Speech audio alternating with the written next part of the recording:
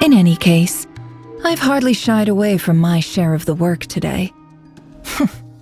Hope I don't catch Flintz and Varka lounging about in their chairs, enjoying a leisurely cup of tea. There's nothing I dislike more than other people enjoying themselves while I'm hard at work.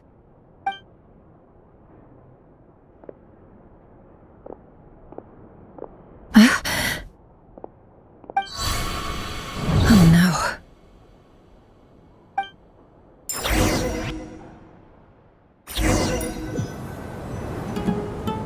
Sorry to disturb you, but we seem to have run into some trouble. Evidently so. Don't worry, I'm not about to leave you to fend for yourselves. I'm not that kind of boss. And it would go against the Curatorium's labor policy. I'm sorry? What did you hear me say? I wasn't talking about labor policy. Wait. How long have I been standing here? Not long. You just appeared by the door a moment ago.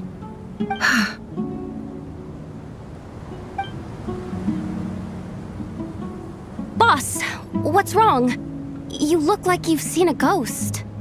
We've been tricked. We never left at all. Somehow I hallucinated that whole scene back inside the office. Hallucinated? But how? How indeed. This place should heed my will alone. All thoughts and actions that occur in here are just a result of pawns moving across the chessboard in a carefully calculated manner. And nobody has access to this chess set but me. So you control everything in here? More or less. But yes, it's a special technique of mine. Has anything like this ever happened before? Only once. It was the first time I used the chess set. Is there any similarity between what happened then and what's happening now? I suppose my thoughts are a little turbulent, which was also the case my first time. Is there anything I can do to help? The first clause of your contract clearly states that I only need your help with things that I'm too lazy to do myself. Meaning, you're not feeling lazy right now? Meaning, this is not something Yehoda can help with. The chess set is a personal treasure that I alone understand. I must be the one to find our way out of here. Boss, it's fine. Really. Let me do something useful. Oh, listen to you. Whatever would I do without you, Yehoda? What? Really? Yes, really. Where would I ever find another employee as obedient and servile as you? God forbid anything ever happens to you. Oh, okay. Well, anyway, I was thinking of fetching some water. There's gotta be a source around here somewhere. I suggest everyone finds someplace comfortable to take a rest. We gotta conserve our energy. Even though all this chess malarkey doesn't exist in a physical sense, mentally speaking, it's all real. And so is our tiredness and fatigue. You don't want to dismiss mental fatigue. Just because it isn't physical doesn't mean it's any less serious. But anyway, I got your backs, so don't worry about a thing. Don't I have the best employees? Jealous much? If we can find a suitable time, I'd love to borrow Yehoda for a day to help out at the Frost Moon Scions. Would you be amenable to that, Boss Nefer? Oh, Lauma. Have I ever told you just how pretty you are? Beauty runs from the tips of your antlers to the depths of your imagination. Time to rally, everyone. Follow me. As we continue our journey, the same rules will apply. That means stay focused and no talking no matter what we encounter. And don't disturb the chess pieces. You have my word that I will get us all out of here.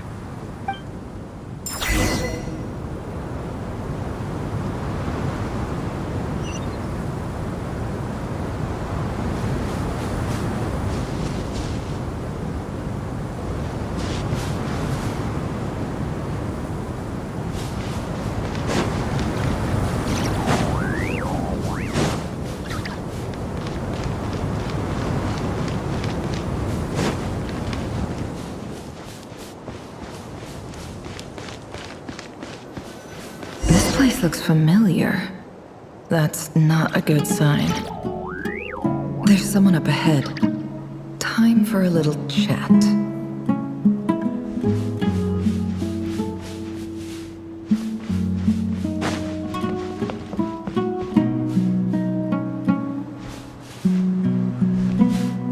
I wasn't expecting visitors at this hour. Wait, is that? Oh, it's him. There you are! Sinue's been looking for you all day. I think he has some news for you. Oh yeah? What were you doing just now, Uncle Retinue? Hiding away some more loose change? I know I saw some Mora. What do you mean loose change? Oh, come on, I'm too old for this. Just pretend you saw nothing.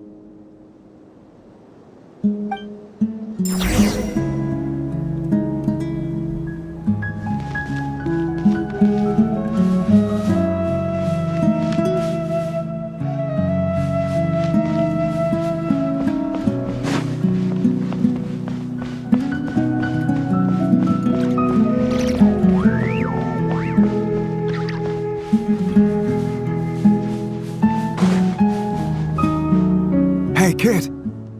Mind telling me what Sinuhe's been up to recently? I'm trying to get in his good books and I need a way in. Get in his good books? Why? What do you want with my dad, Uncle Apepi? I've written a new song. I was hoping to showcase it at the next festival, but I'll need his approval. A new song, huh? I'd love to stay and listen, but unfortunately, Uncle Retinue says my dad's looking for me. Well, there's plenty of time and I'm not going anywhere. See that pile of stones? I'll be sitting there warming up my vocal cords. Come find me when you're done. Pile of stones. Got it.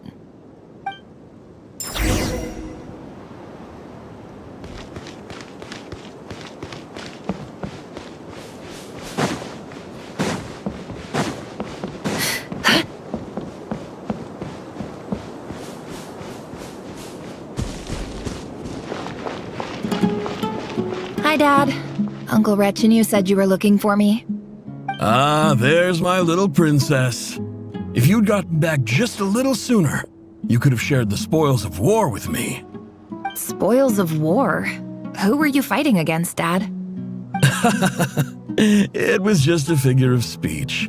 The aftermath of a sandstorm is no time to be waging war. I was talking about our war against thirst.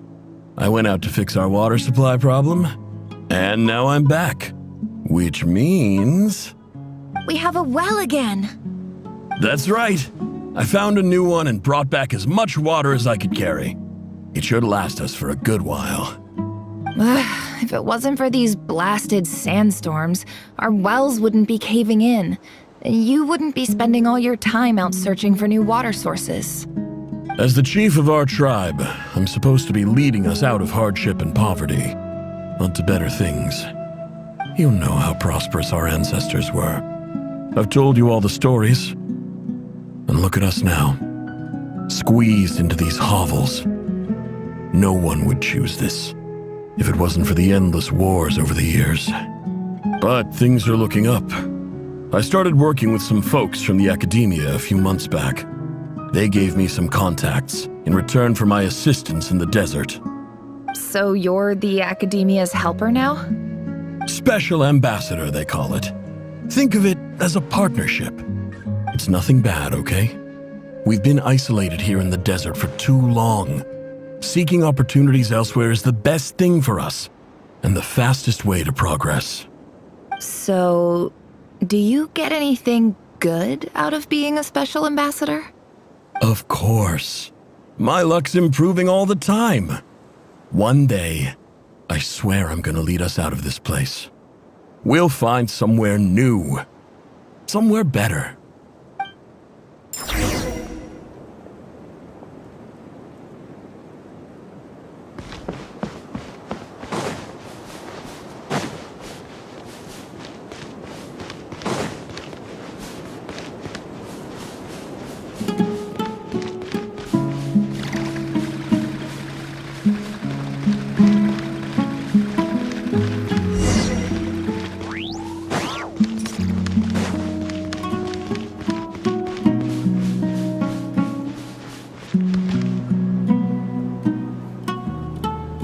That's our well, and you know it!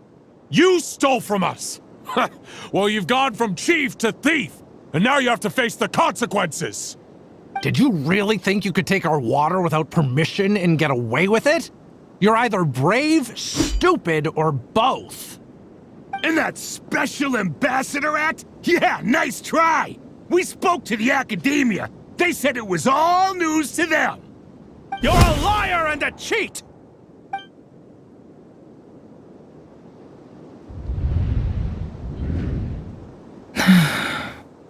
I heard Yehuda gasp, but I don't blame her. Most people are terrified by the sight of blood. Corpses strewn across the ground. The wounds are clearly from scimitars and daggers. The desert dwellers' weapons of choice. There's a handwritten note on the ground. Let's see what it says. Halil, this is Sinuhe, chief of the Shimti tribe. Surely you remember me. I was the one who helped you and your colleagues avoid the quicksand in the desert. This is my second time writing to you. I assume my last letter must have gotten lost in the mail, as I didn't receive a reply. I hope this one makes it to you safely. I'm writing to you because I need some help. That sandstorm the other day completely blocked up our well, forcing me to look for another water source in Iab and Unut territory. It was a matter of survival. Praise the gods. The well of the Iab tribe was intact. It was my last resort. I drew what water I could and left, but not without being spotted. I fear they will retaliate. You told me to write to you if I ever needed help. You said you'd be my ally in the academia. I urgently need you to formally recognize my title of Special Ambassador and send some of your people to assist me for a few days. It's the only way I can convince them that this was the academia's decision and prevent them from retaliating. This is an emergency. Please send help as soon as possible. Looks like this letter never got sent. The writer died a grisly death, and the letter was trampled into the ground. It's badly defaced. Some parts are barely legible. What a ridiculous lie the surviving Shimti tell. Their whole village was butchered over a sip of water.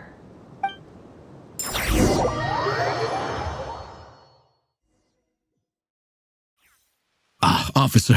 Welcome. Welcome to our humble village. I thought you would at least have the courtesy to provide some respectable libations.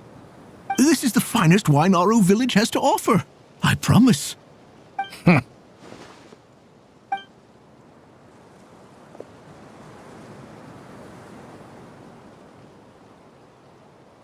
The Academia has agreed to reserve a single space for a candidate from your village. But I remain skeptical of this entire endeavor. I highly doubt anyone in this desert possesses serious academic potential. Please, have faith. If not in us, then in our God. The child we found shows great promise. I beg you, take her away from this place. Give her a chance. Don't let her talent go to waste.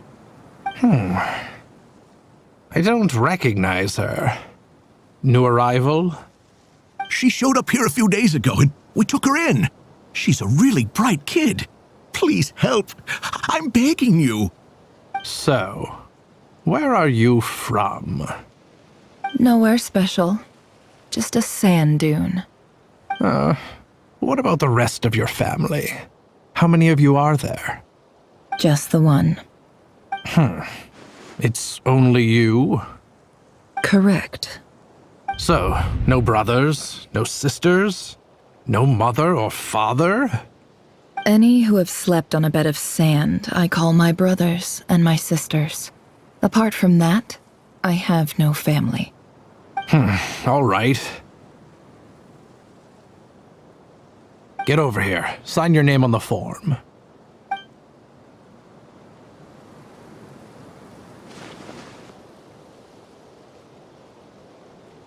Never? You're rather fair-skinned for a desert dweller.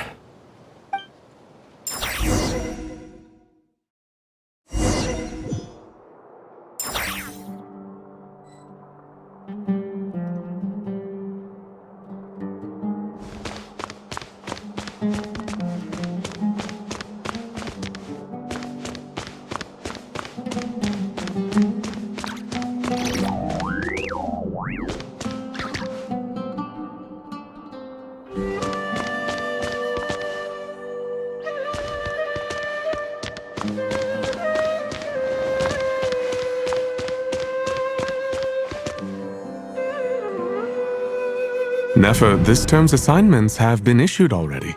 Please read through the materials thoroughly, conduct your own additional research, and then write an essay on the topic. Yes, Professor, I'm aware. I just had a couple more questions I wanted to get your perspective on. Oh? Please ask away. Well, I saw the other students' problem sheets, and I couldn't help but notice that my assignment is much easier than theirs. Do you really think I'm a weak student? A weak student? Goodness, no. Quite the opposite. You have a sharp mind, almost too sharp. I think what you're saying is, a weak student wouldn't have noticed the discrepancy, and if they did, they certainly wouldn't complain about the lighter workload. You see, sharp as they come. You see things the way they are, and I'm sure you know why they're like that. Because of where I come from. Because I'm different. I'm sorry, Nefer. I don't like it any more than you do. It's just... Anyway, you said you had a couple of questions. What's the other one? I wanted to check... If someone sent me a letter to the academia, where do I go to collect it? Ah, your family wrote to you. Well, as long as they put your name on the envelope, someone should hand it right to you. Not exactly. It's not even a recent letter. I was just curious where the mail would end up if no one collects it. The House of Dana, I expect. I know there's a box for unclaimed mail somewhere in there, probably sitting on a shelf. Whatever you're looking for, that'd be the place to start. Okay, got it. Thank you, Professor. Oh, don't mention it. Honestly, I feel like I failed you. I'm supposed to be your teacher, but I haven't taught you anything. Hey, don't say that. You're a great teacher, and you do your best for all your students. But the rules are the rules. You're not allowed to teach students like me. It's not just the academia either. The whole world bends over backwards for the successful and leaves the losers to suffer and die. Oh, my dear child. Don't tell me you've given up on life already. I haven't. I just think that if you want to make it in this world, you have to find a way to become successful.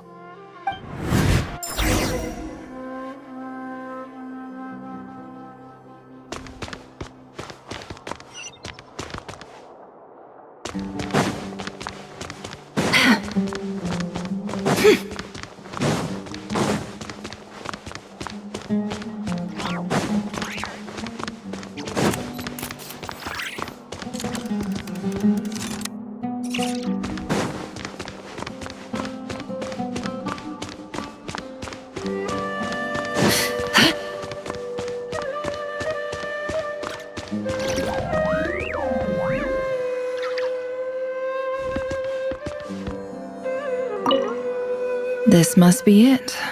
A big cardboard box full of unclaimed mail. And probably some letters that ended up here by mistake, too. Let's take a look.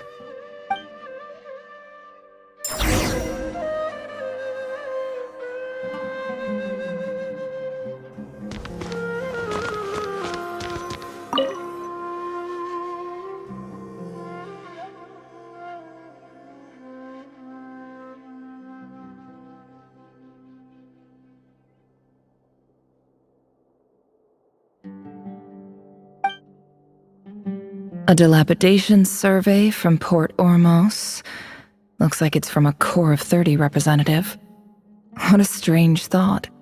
A bunch of mercs losing sleep over rundown buildings. This one was never even opened. I guess the recipient didn't care what the Core of 30 had to say about anything.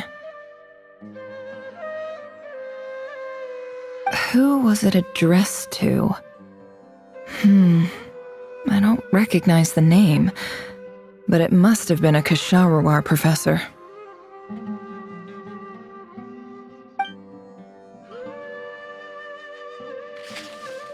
This one is addressed to the Immorta Sage.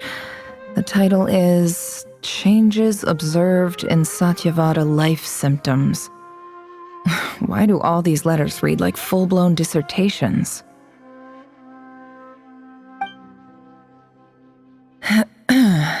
Guided by the incense, we became lost somewhere in the forest. All the barriers between levels of consciousness disappeared as our minds soared around in circles, looking for a branch to seek refuge on. In clinical terms, these symptoms fit the description of incense poisoning. The Amurta Darshan strictly prohibits the use of hallucinogenic substances, but I believe there are still people getting away with it. For example, my neighbor who always breaks out into song and dance after using incense. This seems like something the academia would want to know about. Why wasn't it collected? Wait, what's this written on the back? It's so small. The note says, "The sender authored this letter while under the influence of mushrooms. I would send it back, but no return address was provided. Stamped by the Grand Conservator of the House of Dana."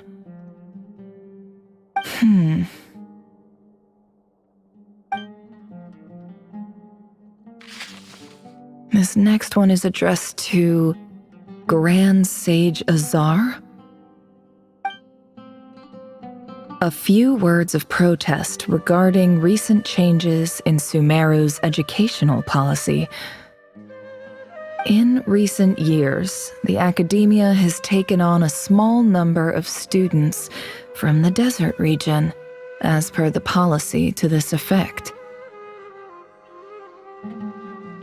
However, it appears to me that these students have not, in fact, been provided with educational opportunities that are, in any meaningful sense, equal to those enjoyed by their peers. As well as receiving dumbed-down assignments and perfunctory tutoring, they do not even have full access to the Akasha system.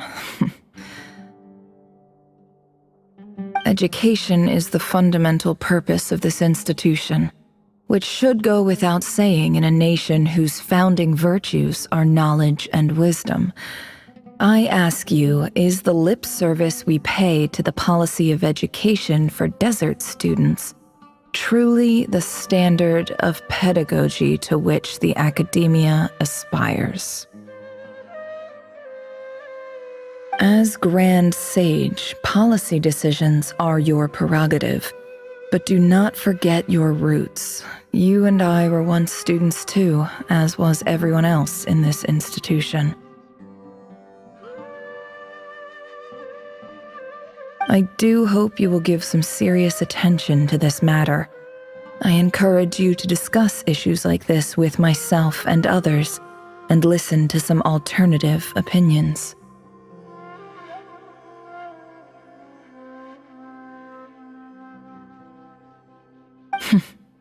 Great letter. Shame it didn't get to where it needed to go.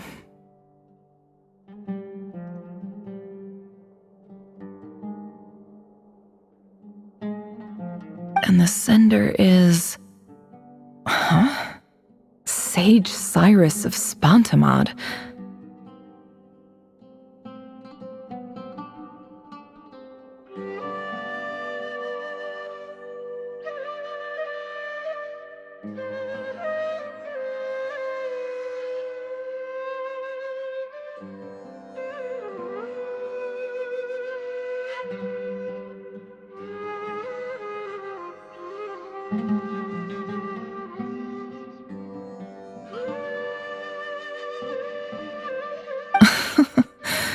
I didn't realize anyone else even knew how bad students like me have it in this place. So this is where letters from the Sage of Spantamad end up? Nice one, Grand Sage. Really enlightened leadership. Whatever. This isn't what I came here for. Moving on. I'm not exactly holding out hope that a letter sent from the desert would even make it here. But if it did, where else would it end up if not in this box? I can't believe how much discarded mail there is. Must have been years since someone last went through it all. And this is just one box. The whole house of Dana is boxes on shelves.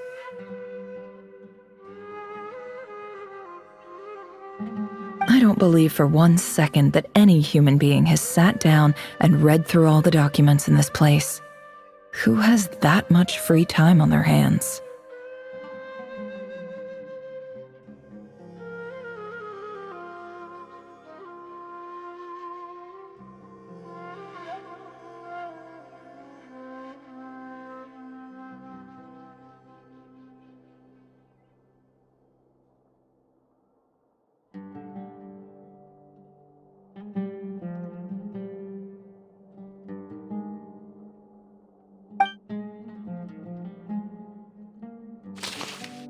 Wait, could this be it?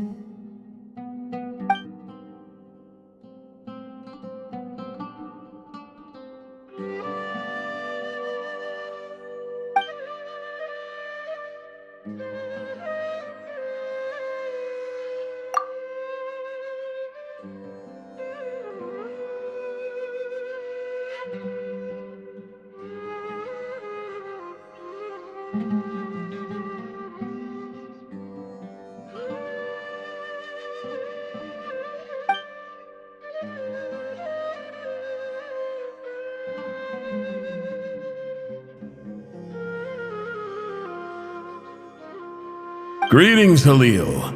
My name is Sinuhe, chief of the Shimti tribe. I was the one who came to you and your colleague's aid when you ran into trouble in the Great Red Sand. I don't know how well you remember it now, but I brought you to safety and gave you some water and other supplies. You seemed very pleased and told me your name. In my tribe, learning a person's true name is serious business, and I therefore see you all as friends. You were kind enough to leave your contact details so we could stay in touch. The Shimti tribe lives a harsh, nomadic existence in the desert. You were sympathetic towards my plight, promising to make me a special ambassador of the academia and help us find a way to make a better living. This brings me to my reason for writing. Our tribe has fallen on particularly hard times, and I would like to ask for your assistance. There was a terrible sandstorm a few days ago, which blocked up the well in our land. To ensure my people's survival, I had no choice but to venture into Iyab and Unut territory in search of an alternate water source. The Iyab and Unut are descended from the Thamudians, while we trace our ancestry to Tulatala. We worship the Lord of Flowers and have had relatively good relations with our fellow tribes up until now. I found a well belonging to the Iyab tribe. They declined to help us, but I really had no other option. So I took some water to keep me and my tribe alive. My actions are certain to incur their wrath. When we met, you assured me that you would be my ally in the academia. I would like to take you up on that offer, because I really need your help. I wonder if you could send an academia representative to meet with me. That aside, the last time you were here, you mentioned that the academia had started accepting students from the desert, and I told you a little about my daughter, Nefer.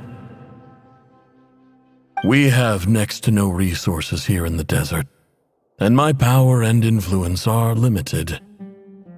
Would you consider enrolling my daughter at the academia? She is a smart girl. I know she won't disappoint you.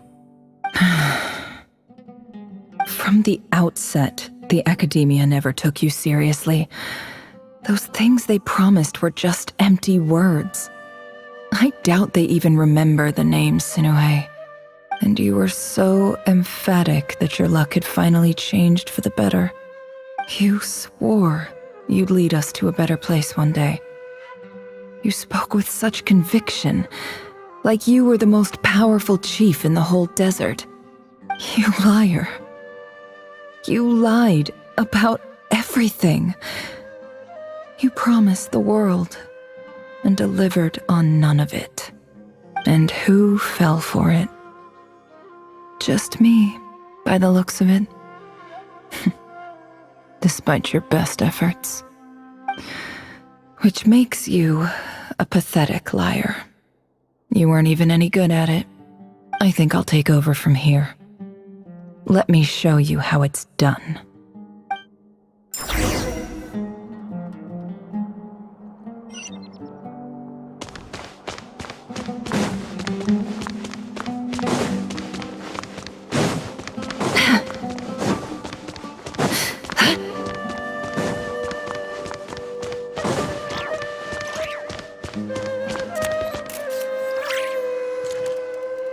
I just came to say goodbye. Thanks for everything you've done for me in my time here. Nefer? You packed your bags. Where are you going? I'm quitting. Something's come up in my hometown. Gonna head back and deal with it. Huh? But this was a hard-won opportunity for you. You know that better than I do. It was, but it doesn't matter. I have more important things to deal with and they can't wait. Oh, and I didn't want to overfill my bags, so I left some incense on your desk.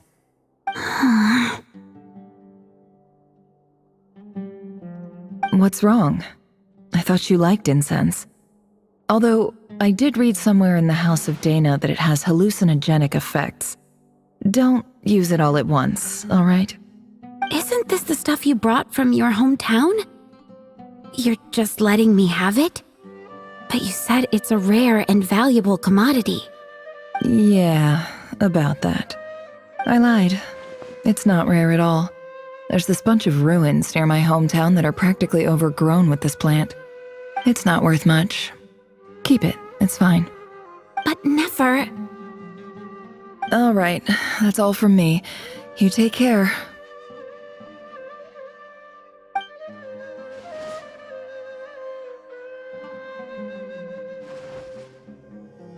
Don't forget me, okay?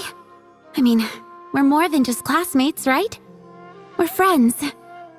Yeah, I'll remember you. I lied again. That incense is worth a fortune, and it's a rare find even in those ruins. And as for remembering her, I have far too much to do when I get back. No time to reminisce. I'll be lucky if I even make it through this alive. But either way, I expect I'll forget you pretty quickly.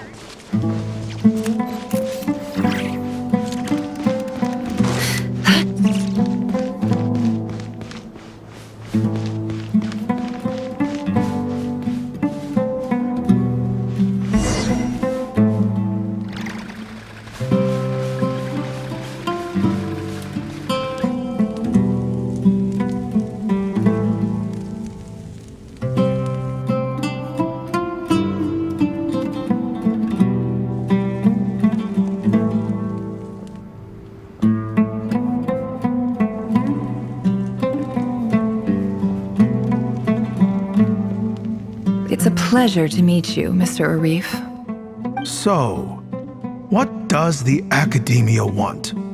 Since they've sent their special ambassador, I assume there's a big business deal to be made. If not, I'd be very disappointed. Please, sir, lower your blade.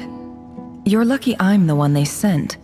Not all special ambassadors share my admiration for the Iab people. The ever-shifting balance of power in the desert reduced the once great civilizations of this region to rubble and sand. But the story of the Eab has a very different trajectory. Others grew weak, but you grew strong, beginning in obscurity and moving to prosperity. You're the only ones who defied the trend. Huh. So, you do know who you're dealing with? This well is the perfect symbol of your strength, is it not?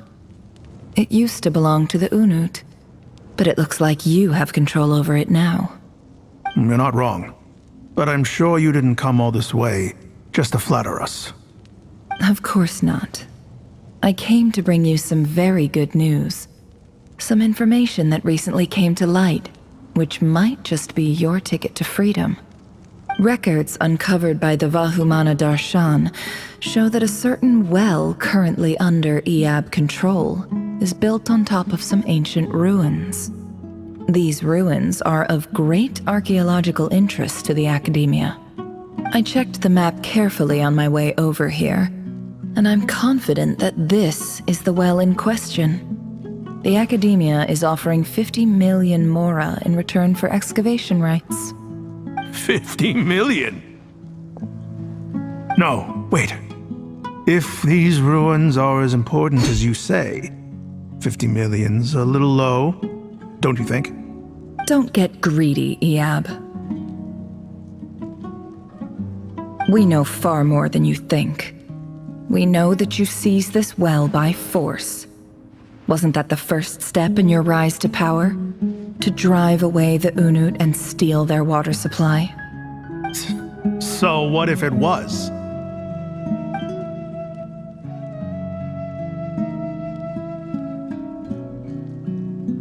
Don't worry. As unscrupulous as it was, it's something we're willing to overlook. The Academia is only interested in dealing with the de facto power holders in the region. I hope I am making myself clear. And I hope your words are the truth.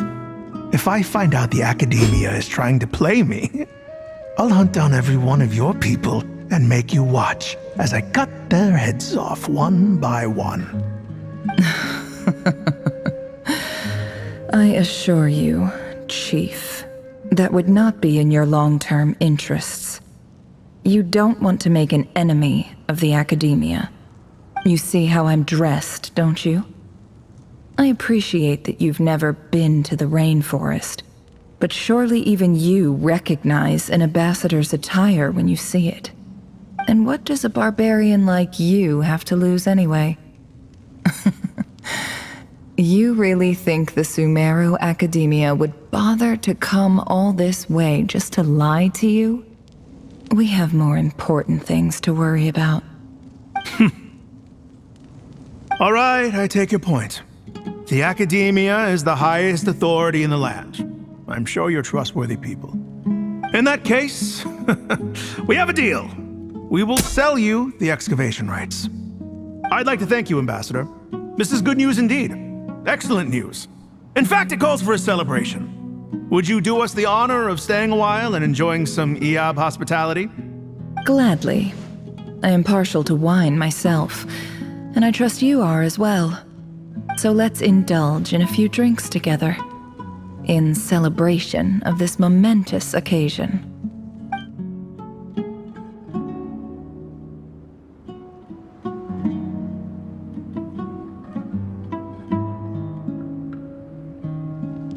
Chief! Chief, it's an emergency! It's the Unut. They've taken the well. What? Well, don't just stand there. Take it back. Yes, Chief. I have every confidence in the Eab's military superiority, and yet... What is it?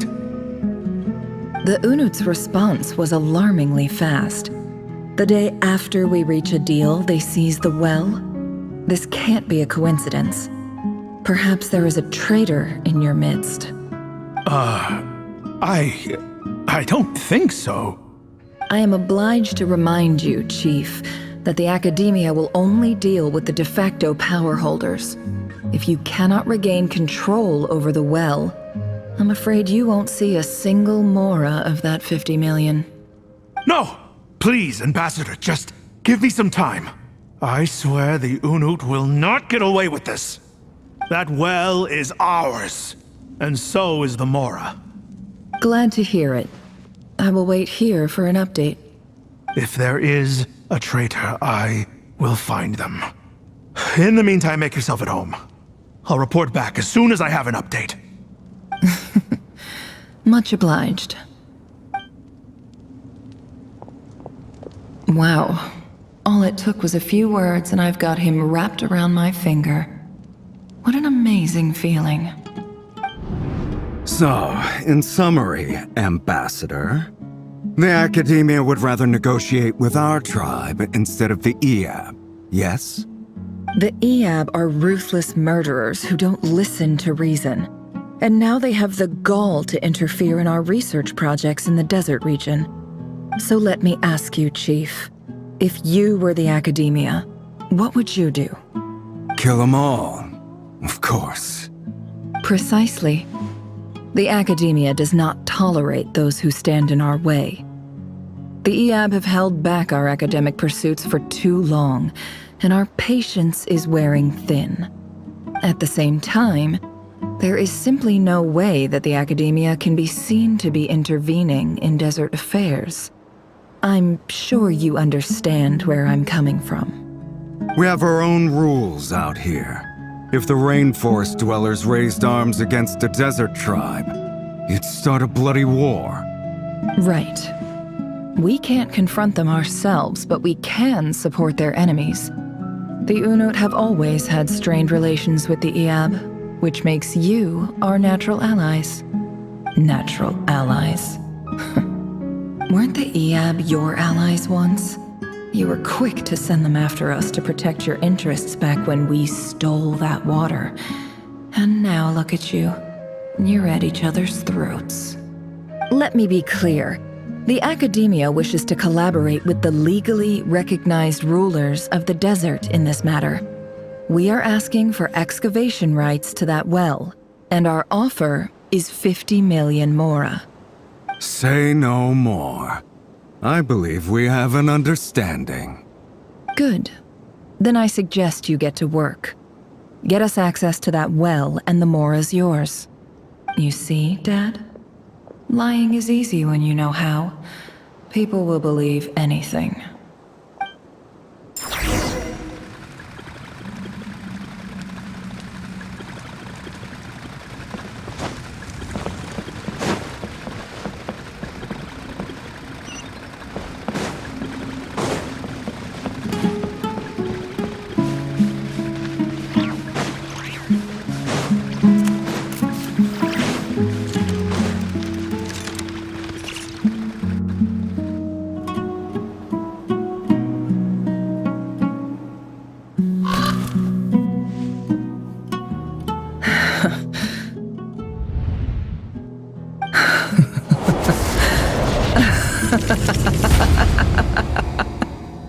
Look at yourselves.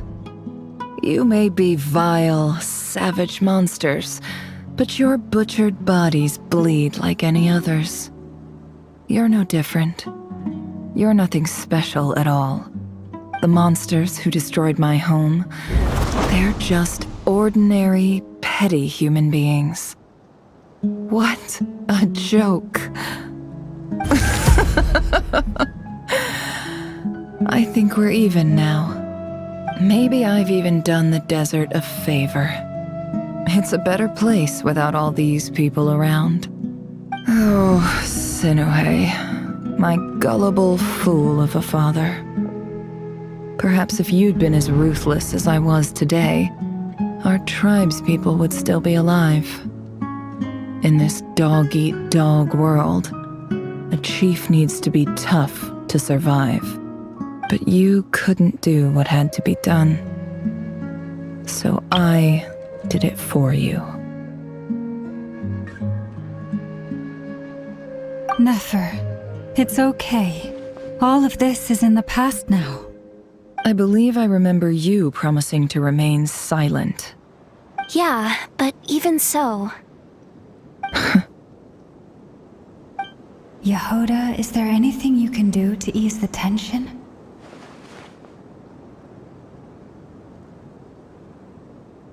Alright, time for a sharp turn onto a completely different topic. So, anyway, that's enough of that. When are we getting out of this place? Feels like we've been walking forever. I'm getting pretty tired. Oh, Alma, you tired? Yes. If we can find somewhere to sit down, I could certainly do with a rest. It's not far now. There should be a temple just up ahead. Yes. Really? A temple? That's where this story ends? I guess that's how things go in the desert. Desert dwellers can never escape their destiny. Or so everyone says. I never wanted to believe it, but looking back now, I'm as desert as they come. You mentioned a temple. What's waiting for us there? My biggest trade secret of all. Ah. Then I'm guessing it's where you got your power from. The power to peer into other people's minds. I didn't know you were clued up on any other religions. I'm no expert in the history of Sumeru, but since you come from the desert, I would imagine it has something to do with King Deshret.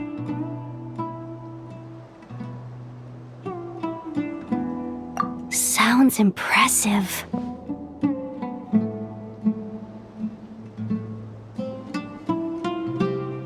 Oh, I know who you mean. General Mahamatra Sino. The spirit of Hermanubis dwells within him.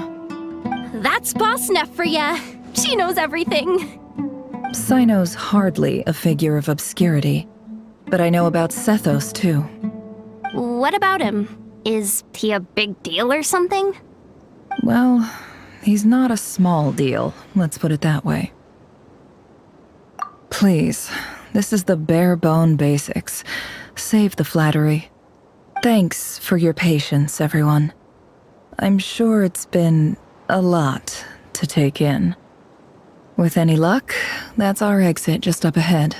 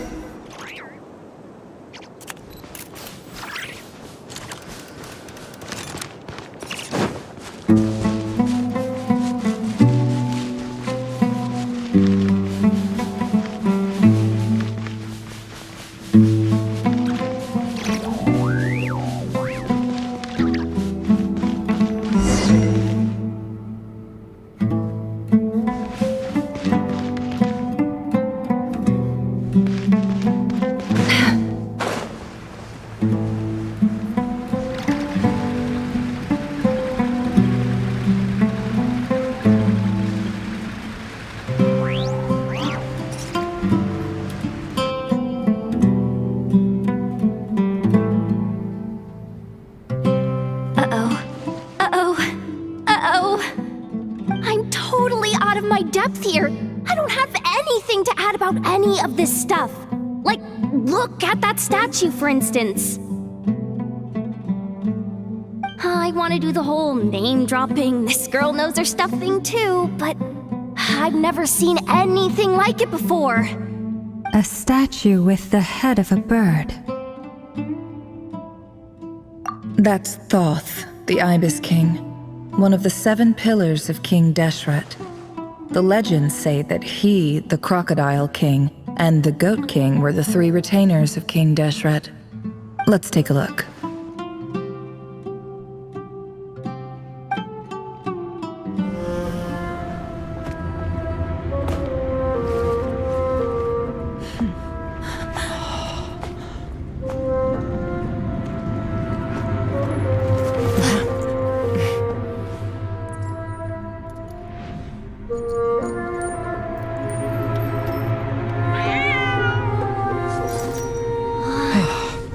just Ashru. So, all is well?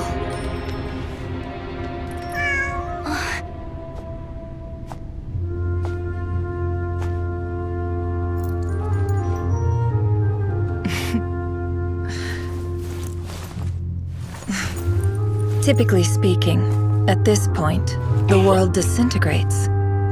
Then we find ourselves back in the outside world. Besides, these are my memories. There's nothing to fear. You're sure? Of course.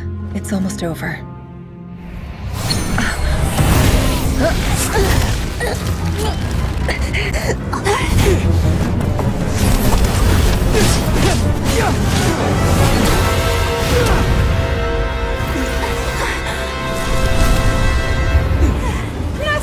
Hold on!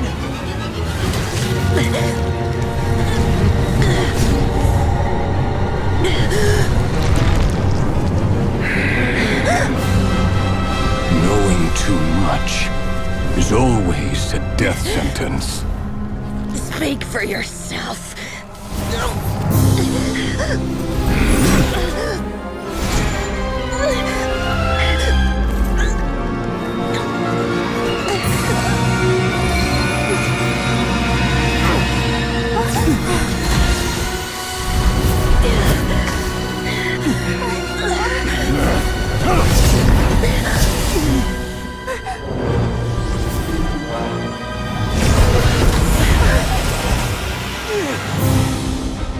How repulsive.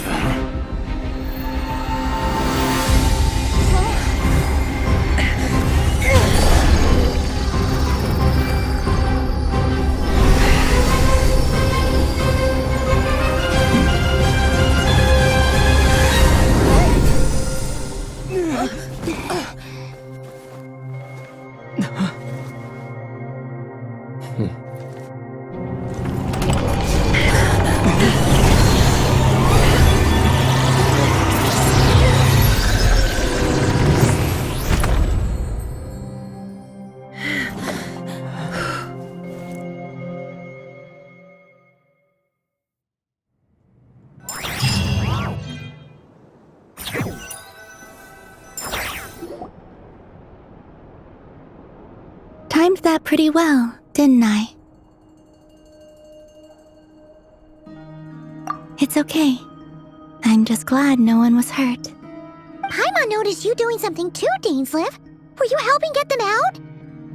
Of course. When I asked Nefer to conduct this investigation, I was not naive to the dangers involved. I had a duty to ensure your safety.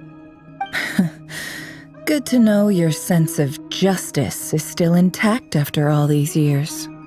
I take that to mean that you saw the truth. That comes as a great relief.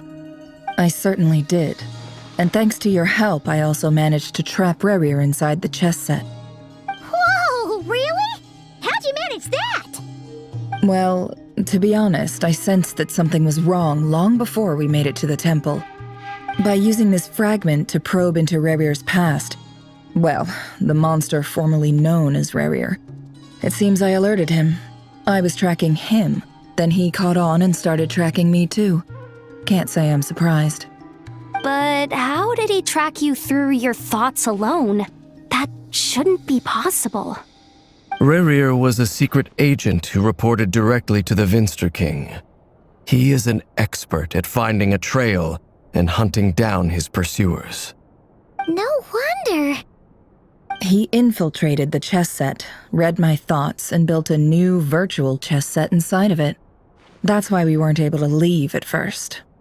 Speaking of your chess set, it's quite a remarkable item.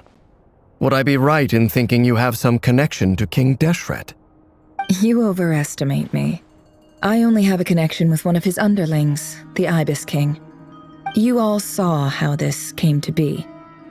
A long time ago, the Iab massacred my tribe, the Shimti, in our home village. A few years later, I enrolled in the academia, where some new information came to light.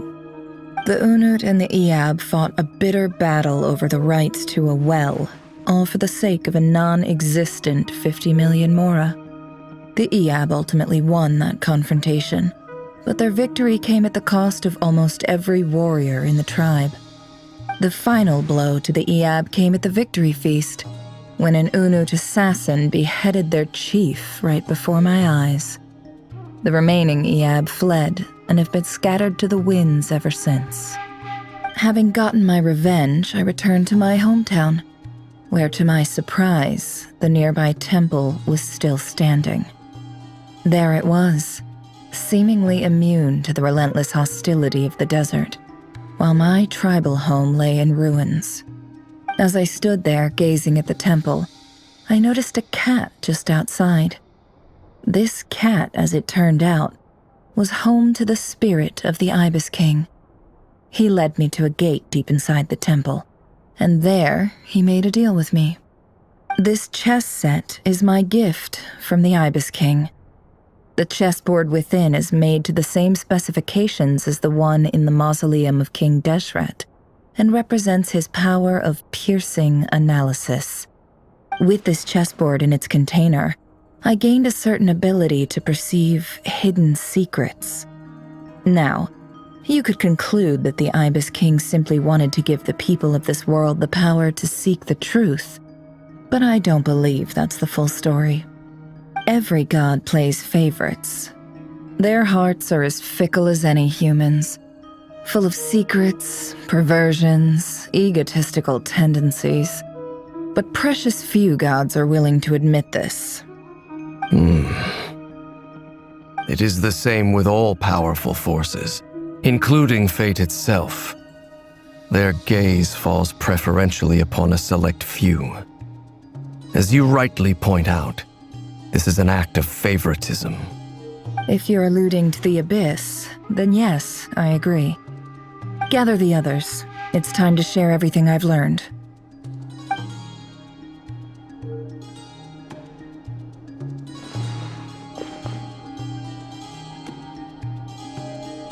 Thank you all for being here. As promised, I did some further investigating into the Raker of Solnari's background. I am pleased to report that the investigation has been most fruitful indeed. The Raker of Solnari, real name Rerir, was once a Conrian subject who served the Vinster King.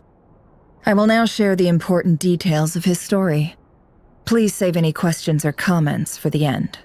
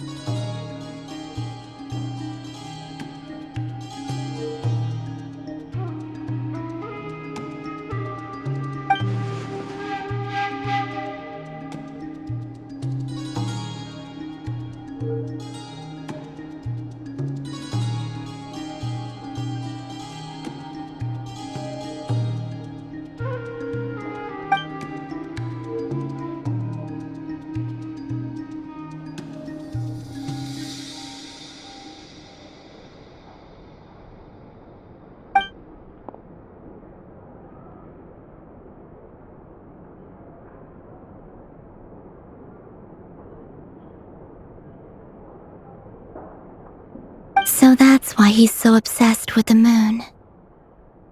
A tragic tale, to be sure. But it does not excuse his many transgressions.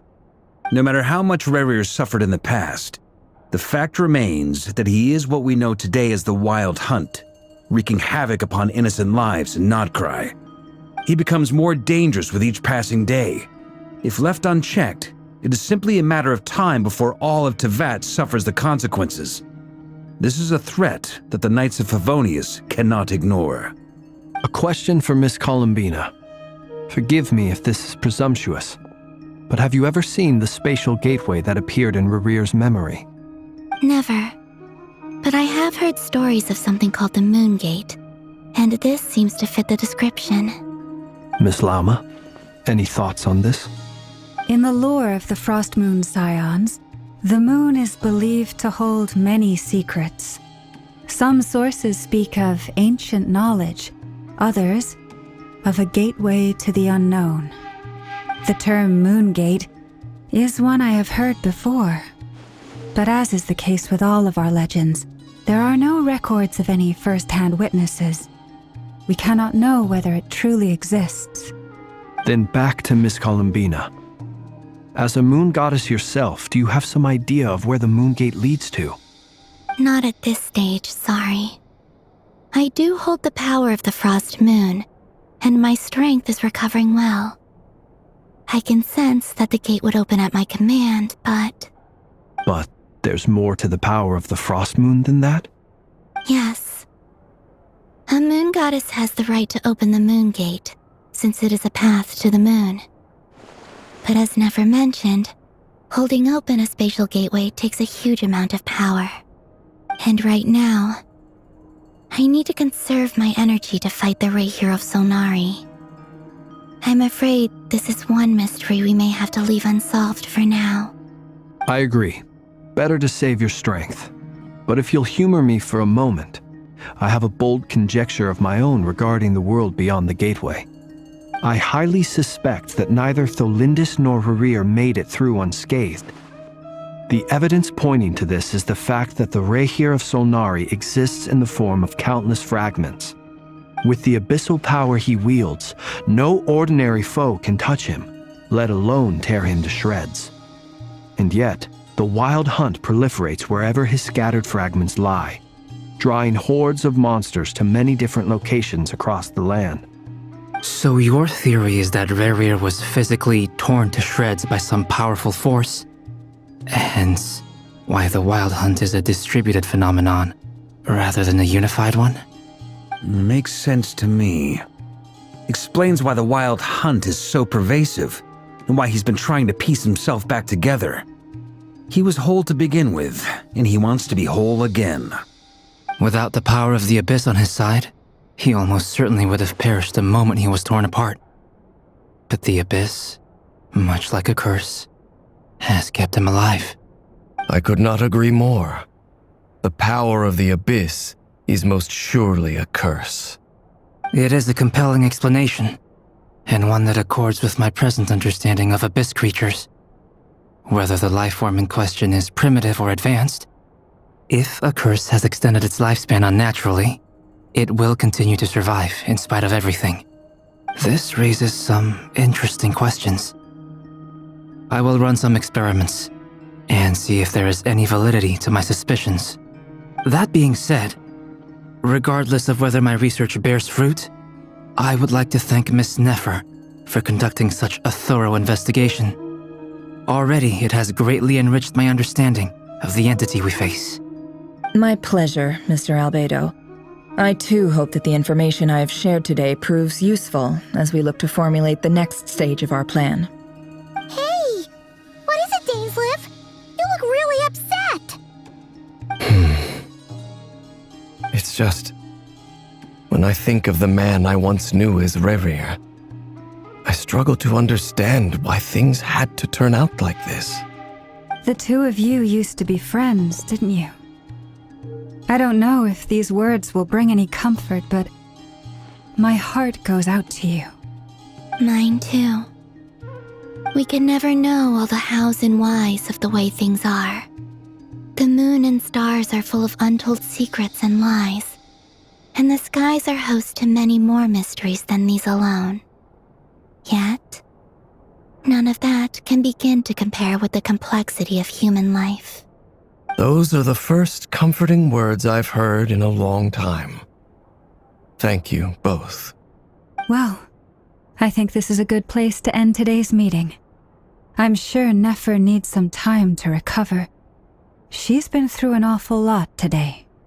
That's very thoughtful of you, Lama. Of course. Sounds good to me. Take some time to rest and digest before we reconvene to nail down a plan.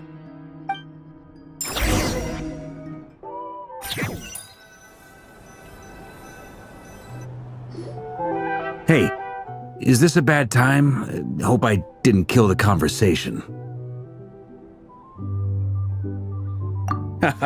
No need. Come on, let's talk outside.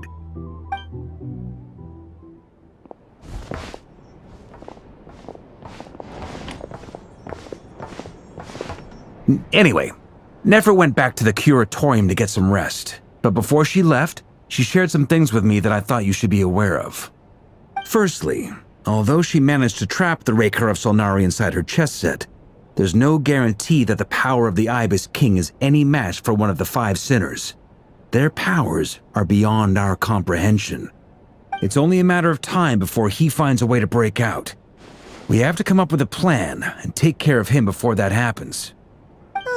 Honestly, my mom figured that might be the case. So, how long have we got? Well, I asked her that same question. She talked for a long time, but for the most part, it seemed like she was trying to convince me how precious her chess set is. What a long and storied history it has. It felt like some kind of sales pitch, you know? The kind where you end up handing over Mora against your will? Anyway, after all that, she finally answered the question. 2 days, at most. 2 days? Holy moly! Can we even recruit enough help in that time? That remains to be seen.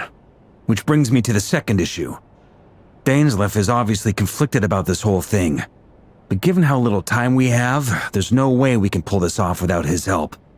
You have some history with him, right? Do you think maybe you could talk to him for us? Great. I appreciate it. All right, on to item 3. So, Albedo, Durin, and I put our heads together and came up with a plan. Can't promise it's gonna work yet, but at least it's a start. We figured we'd bounce the idea off you first. We'll explore it further once everyone's recovered. Oh, Paimon's dying to hear this. All right, so here's what we're thinking.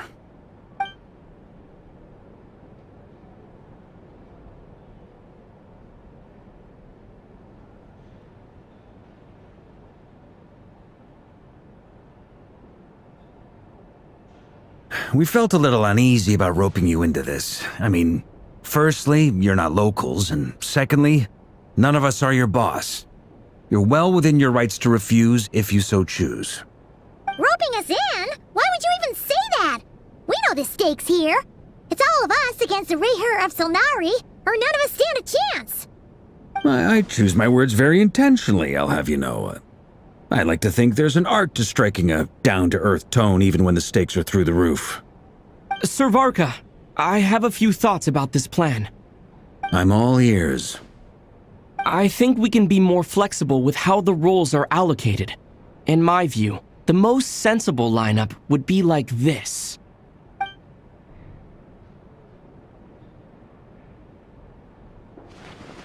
I see your point, yeah. But if that's how we're going to approach this, you'd better make sure you're ready. To be clear, I don't doubt your abilities. Far from it. I just want to make sure. Are you really willing to take all this on? I want to do everything within my power. The Rayher of Solnari is a truly fearsome opponent, and if I do my part, it'll greatly reduce the risk for everyone else involved. Well, that tracks with what I've heard. Jean's mentioned in her letters that you're so diligent it's almost abnormal. As in, most people weigh up the risks and rewards in situations like this.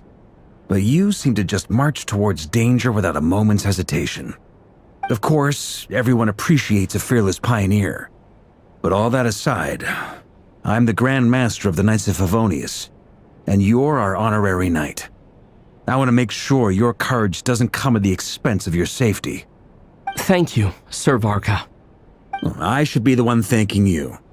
It means a lot to have you on board. I'll give some serious thought to your suggestions.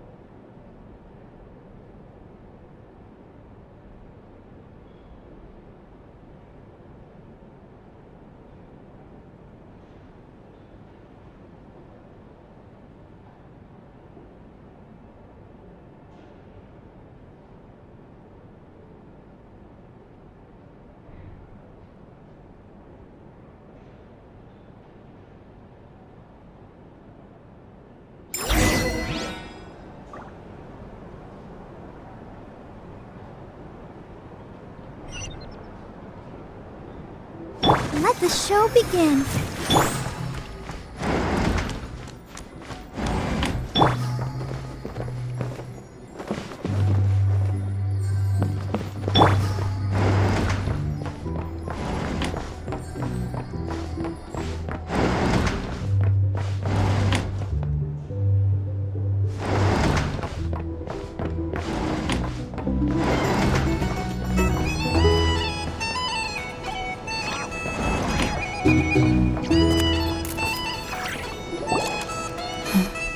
This is a thorough plan, but I do have one last question before we take action. How can we be sure that our enemy won't leave the designated area? Great question. Albedo's been hard at work analyzing Rerir and the Wild Hunt's behavioral patterns. His conclusions are as follows. Firstly, from the earliest known confrontation until now, Rerir has never displayed any ability to manipulate the dimension of space. So it's unlikely he has any power in that domain. Secondly, he seems to have a particularly strong vendetta against our group. If we put him in a fight-or-flight situation, he'll choose to fight every time. Thirdly, finally, and most importantly, he is consumed by hatred, both for the moon and for his enemies. Turns out, we tick both of those boxes. We have a reincarnated moon in our ranks, and a spy who accessed his private memories without permission. He'll be baying for blood, not looking to escape. As someone who's had their fair share of interactions with the Wild Hunt, those all seem like valid observations to me. Understood. Then I will defer to the verdict of the group. Well, everyone, that's the plan in full detail. Albedo and Durin are carrying out their part as we speak. Plan approved. Scheduling. Okay, any firepower you need, I got you covered. Let's light this baby up. The Frost Moon Scions are behind you as well. And the rest of you?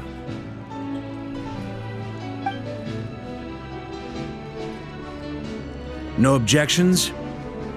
All right, then it's settled. This is the plan we're going with. Next up, an old tradition of mine. Anyone who wants to back out, now's your chance. Wait, we can still back out of this? Everyone says things they regret, right?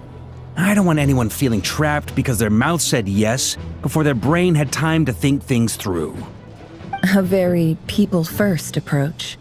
I hear that's common practice in the Knights of Favonius. Heh. Who'd you hear it from? D-Luke? Shh. We don't use people's real names at work. This contact will be known only as Owl, please and thank you. This plan can only work if everyone does their part. Flint's and I will absolutely support it. We shall indeed. You'll be glad you accepted our help. Also, you are the last person I expected to see here, Miss Dory. It's not often I get called Dory in a work context. My peers usually call me Lord Sangamabe. So, the longer your name, the higher your net worth. Is that the idea here? In that case, Mr. Flint's here must be worth a fortune. That's right, I know your full name. It's... The walls are thin here. I'd appreciate you keeping that a secret. Okay, fine. Ugh, I'm actually only here as a favor for someone else. Do you have any idea how much it would cost to hire me otherwise? Oh, does this mean someone out there actually has the power to boss Dory around? It most certainly does not. We have a long-standing and mutually beneficial business partnership.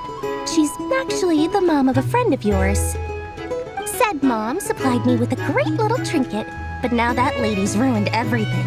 If I don't start building a little goodwill now, my whole business in Notcry is gonna go down the drain! Okay. So what exactly is so special about this pendant? It's a lucky charm that a great mage made for me.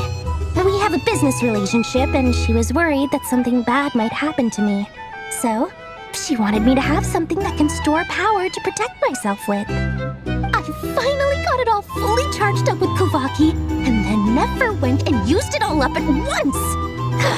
Never lost so big in my life! You're right. It was all my fault. I didn't mean to drain all the Kuvaki in the pendant, but I'll make it up to you. You will? Well, in that case, how about you give me your chess set, and we call it even? I knew you'd say that. Well, it's yours if you want it. In fact, take it now, and I'll even throw in a free Raker of Solnari. Deal? You're putting me in a difficult position here. It's a very useful thing to have around, but I have a funny feeling it won't be around much longer. I guess we'll see in a couple of days. Looks like bankruptcy for me. Hey, don't be so pessimistic. See this through and you never know. You might find a new business opportunity on the other side.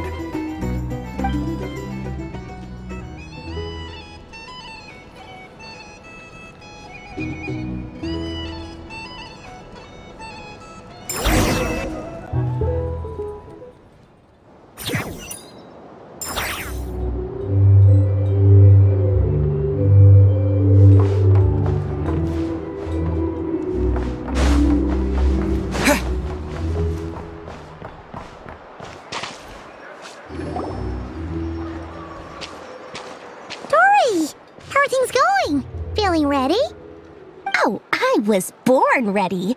We only have 2 days. You think Lord Sangamabe would let an opportunity like this slip by? Don't forget, when something's in high demand, the people with the goods on hand get to charge the highest price of all, even higher than the sellers taking advance orders. Ta-da! See? It's right here. Ah, it's so pretty. Did you make it?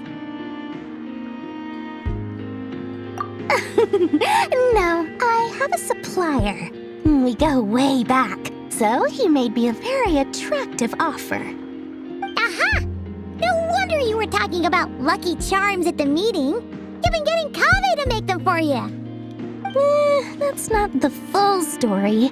It actually started a while back as a project between me and the Dendro Archon. Mage Alice once warned me that this world won't stay safe forever. There may come a day when everyone faces a great crisis. I passed this on to the Dendro Archon, and she secretly brought together a research team made up of Sumeru's top scholars to invent a technology that could keep people safe. I won't go into the details because it's all very complicated, but if you want to know more, you can ask the Dendro Archon about it sometime. Anyway, point being, it was the Dendro Archon who asked Kaveh to build this little contraption. As one of the top Kashara War talents, he was the obvious choice. Took him long enough. He stressed over it for ages. Must have gone through at least a dozen designs before producing a final product. But that's Kaveh for you. Marak delivered it to me a couple of days ago, along with a letter from Kaveh. Could I ask why I'm sending this technology to you? What's your proposed use case? Has it been approved by the relevant authorities? So nosy. My fault for sending him the research permit to begin with. Surely Nahida must have told him you were involved in this project. He was probably just nervous because you're always so secretive about your business. Could be. Anyway, I just replied, let's hope there never has to be a use case, because it would involve grave danger. Fair enough. But it sounds like he was just being cautious. He probably felt responsible as the one who made it. Or maybe he was asking as a favor for his housemate. He's done that before. Not sure why, though. His housemate doesn't seem to really care that much about this kind of stuff. Either way, all's well that ends well. I'm just glad to finally have my hands on the product. I wouldn't want to be without it, given the potential dangers that lie ahead. Huh? What does that look mean? Paimon's just super surprised. This must be the first time we've ever seen you actually get serious about something. Well, a long time ago, I made a promise to myself. I promised that I was gonna live every day of my life with a big beaming smile. Obviously, Mora plays a big part in that. But there are always going to be times in life when you have to give something back. That could mean paying back a debt, returning a favor, or showing some kindness. Alice has been a huge help to me over the years. She was the first investor I ever had. And I want my investors to know that Lord Sangamabe is the best in the business. And more than that, no one knows what the future will bring. Whatever happens, I want to make sure the Dendro Archon and all of Sumeru is prepared to face whatever comes.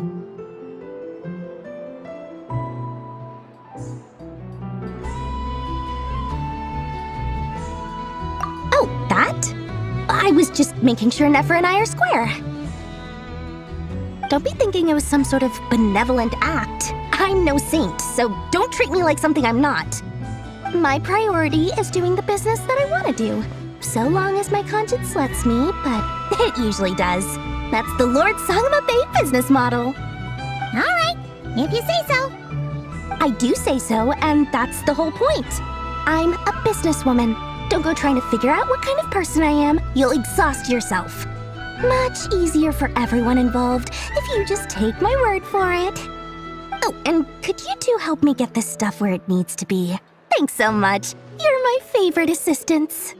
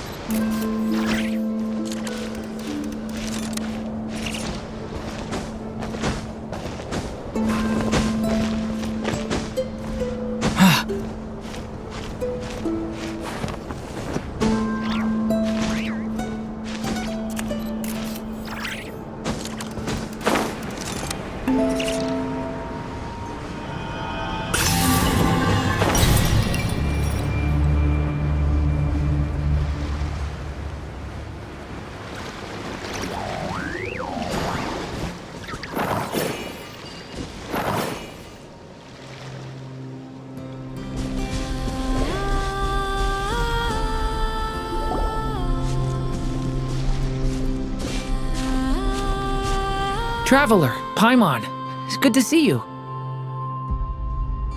Everything going smoothly over here?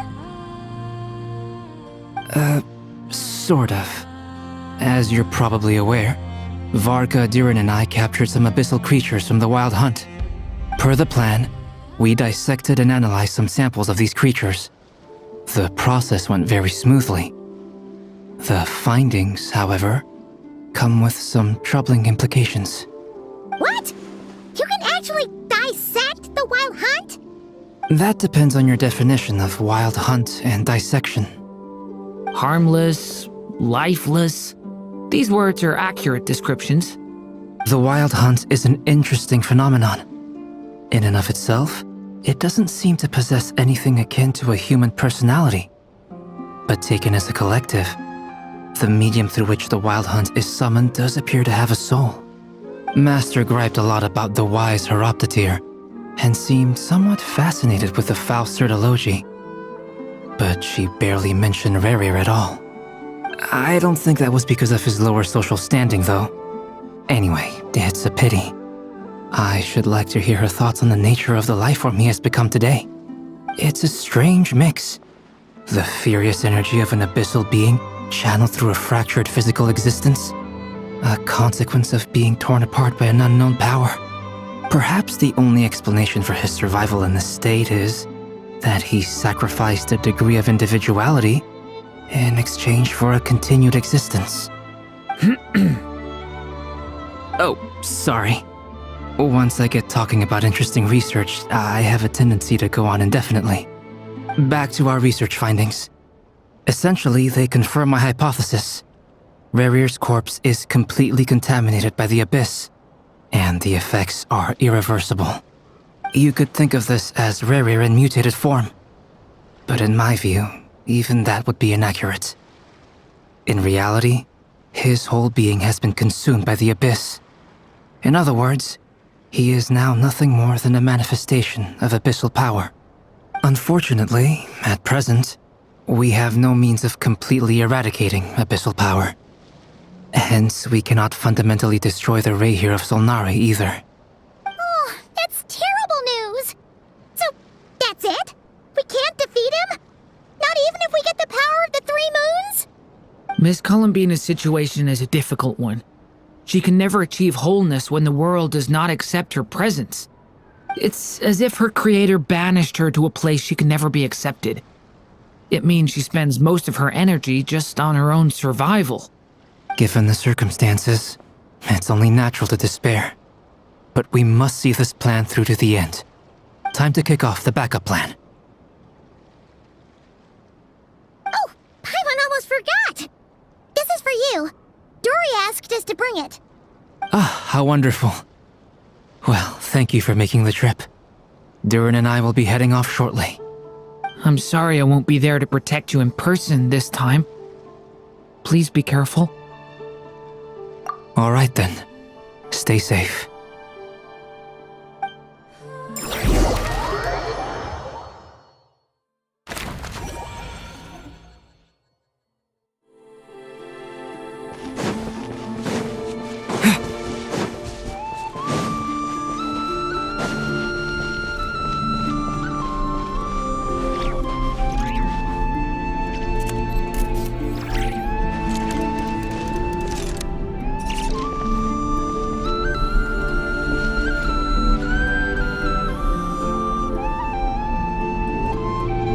Miss Lauma, is everyone here?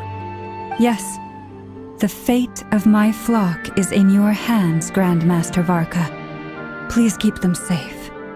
My lady, what are you saying? Within the next 24 hours, we will face the biggest crisis the world has ever seen. This is not a burden that we deserve to bear, but I believe that we reap what we sow in this life. So I intend to act. I must do what I think is right. For me, that means fighting for the future of Nodcry. This gentleman is the Grand Master of the Knights of Favonius, Varka, Knight of Boreas. In my absence, please follow his lead. Hey, everyone. Guess I should introduce myself. Well, to start with, I know my way around a battlefield.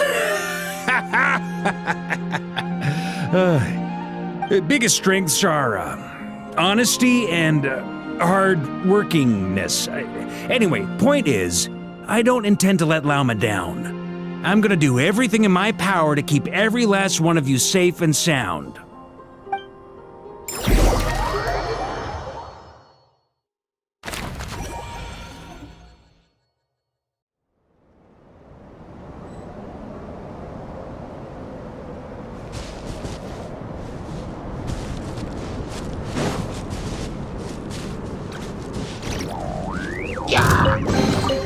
I'll keep this close.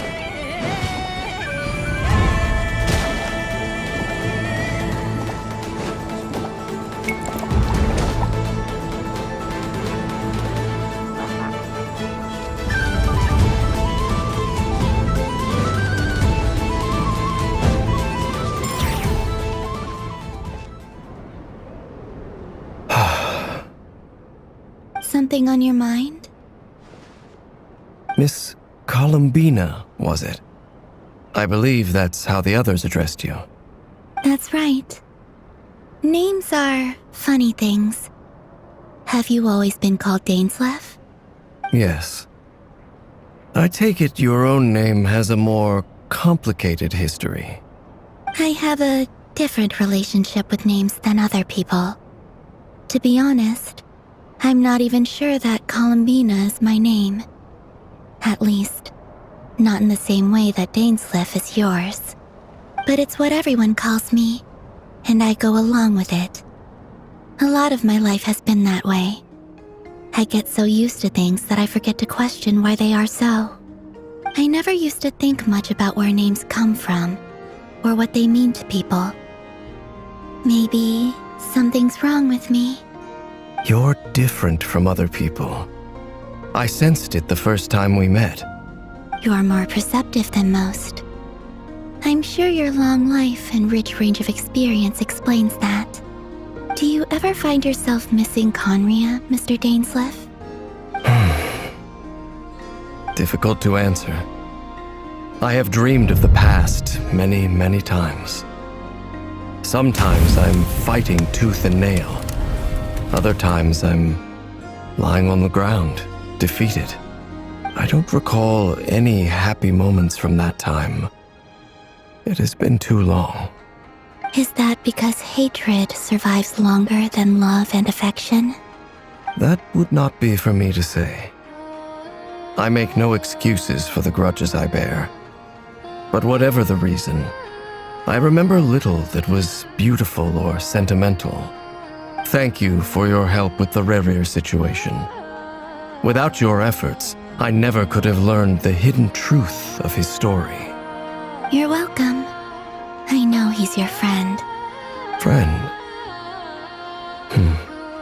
He betrayed me. And I never really understood what he was going through in life. Some friendship, that is. Okay. So, do you plan to fight him with us? You see, you're torn. Now you know what really happened. You see the things he's done in a new light. I need some time. Of course. I completely understand. Anyone else in your position would feel conflicted too. Actually, I went through something similar myself recently. Something happened that changed my perspective on a situation. A situation I took for granted at the time, but now I feel very grateful for it. You mean the Harbingers who still support you, even though you've left the Fatui? Yes. I always thought they were only helping me because Harbingers are forced to work together.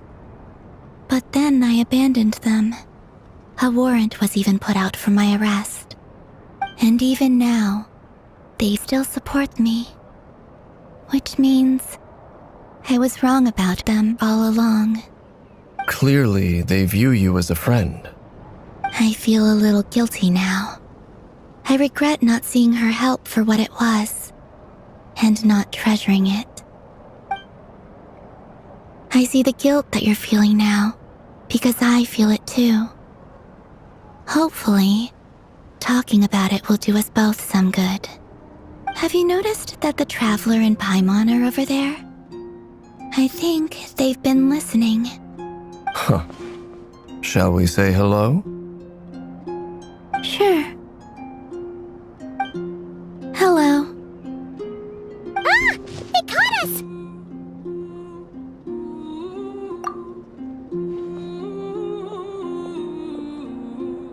I apologize for making you worry. No doubt you wish to know where I stand on the plan to take down the Rerir of Solnari. I'm afraid I need a little time, but I will seriously consider joining you. You will? Oh, thank you so much! Everyone will be so grateful to hear that! They needn't be. This was something that I was going to have to face up to eventually. That doesn't matter to them. They're grateful to you regardless. You can't control their gratitude, so just accept it. And then, have a think about whether you're willing to join us.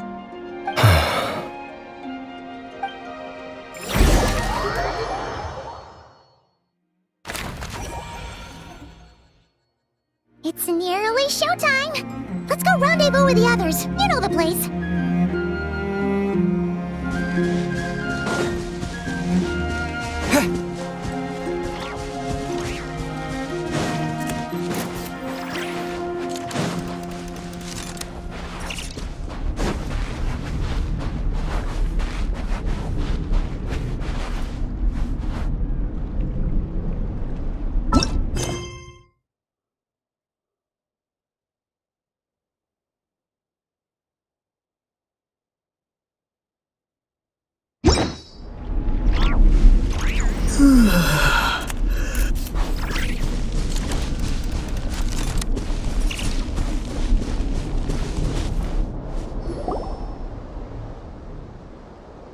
Ah, you're earlier than I expected. Hey, Flint's! Been waiting here long?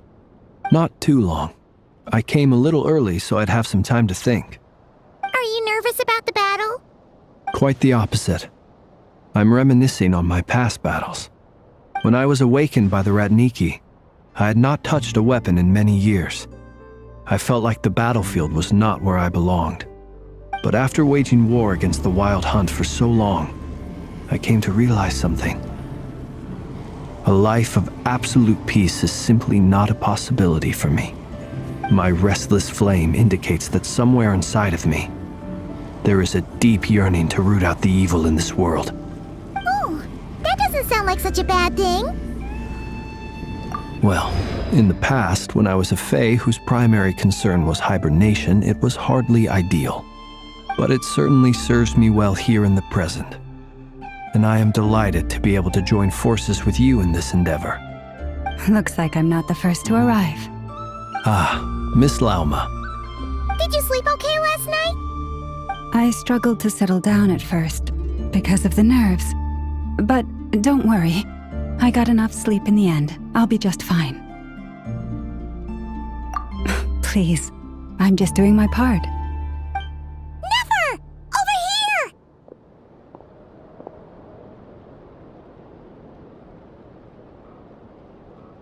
Aino asked me to relay a message. She said Anefa will be on high alert and keep a close watch over all secondary districts where defense is required, providing support as necessary. Meanwhile, Aino herself will provide range support to us directly, using her latest invention. Excellent. My thanks to all involved. The chest set's looking a little unstable. It won't hold him much longer. We should be prepared to engage at a moment's notice. No sense sitting around waiting. Let's make the first move while we still have the option. I agree. Paimon, find a safe hiding place. Got it! Be careful, Traveler! I will.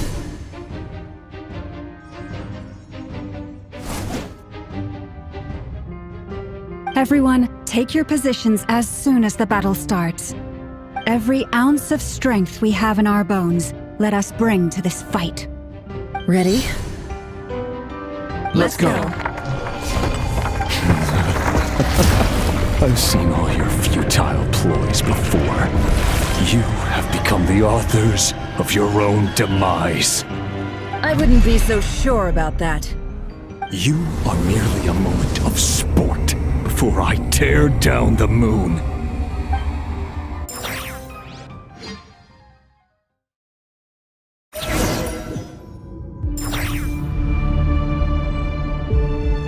Stay on your toes. Yep, you too. You're just dead meat.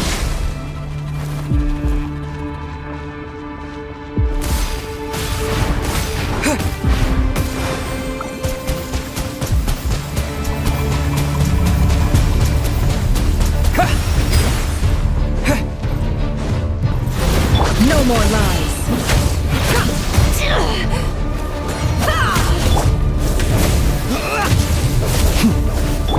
Leave this place. Let me help you guys.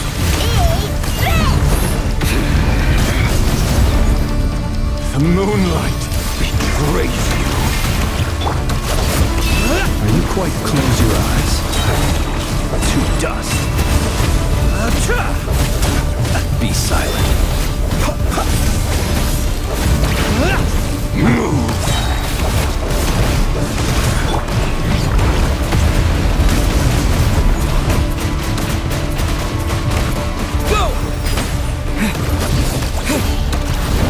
How unfortunate. You poor lost left. It all falls into place. Moonlight betrays you.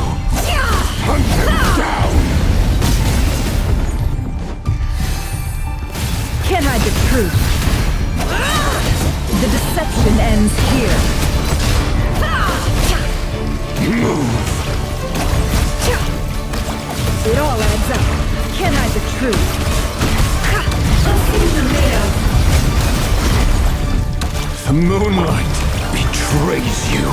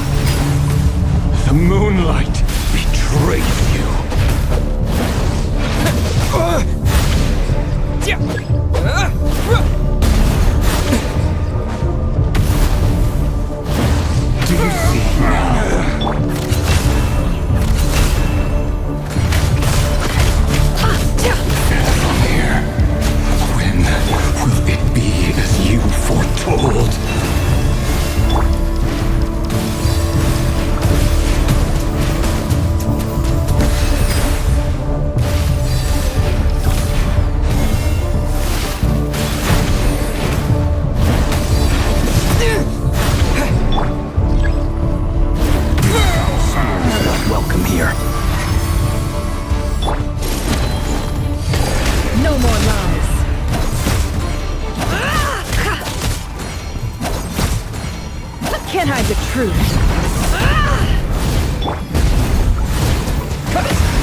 Wipe out! Close your eyes. The night cometh.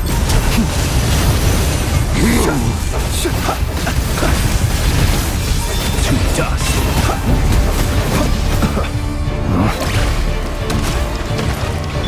You poor lost lamb. Go! It all adds up. Time to go clean. It's all futile. How unfortunate. The mystery unravels. No more lies. Moonlight betrays you. Pathetic. One heart, we pray. Forest, protect us. Be silent. Steady now. Close your eyes. Futile. Dust.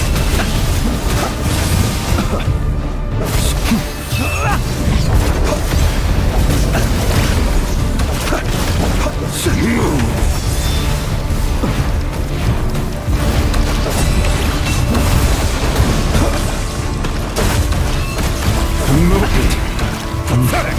Steady now. Leave this place. It's all futile.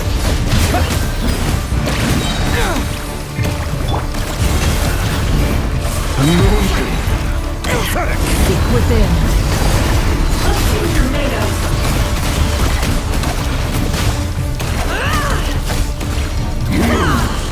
Moonlight. Great, your little game of heroics is over.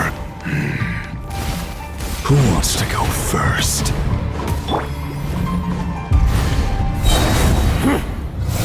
No. Get out of my sight! No! We've been separated! My grasp! You okay? Never! Where are the others? Stuck outside the barrier. I guess he really doesn't know.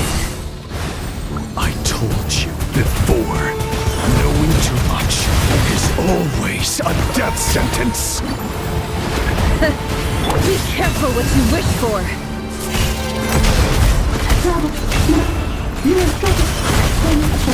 Llama! Can you hear me? Silence. But at least I know you're still there. I need to focus. Stick to the plan. Remember my most important task. Just keep stalling him. If I can stall him for long enough, the moment will come.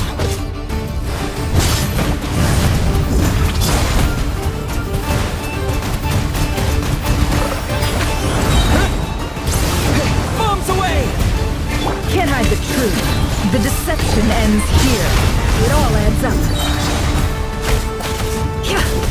Time to come clean.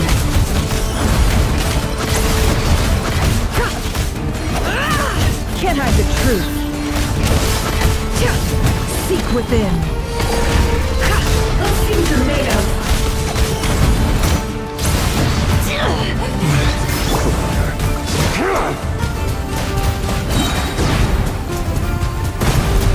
Go! Yeah! The mystery unravels.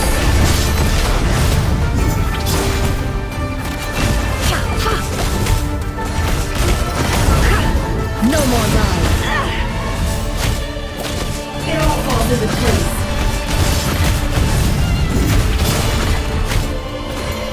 It all adds up.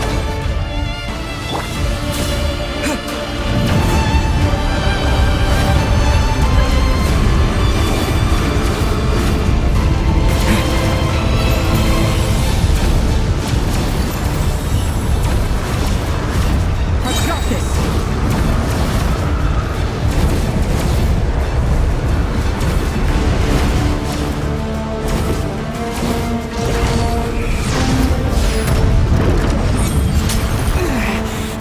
Shield's broken. I can't keep this up. Don't push your luck. Your death is within my grasp.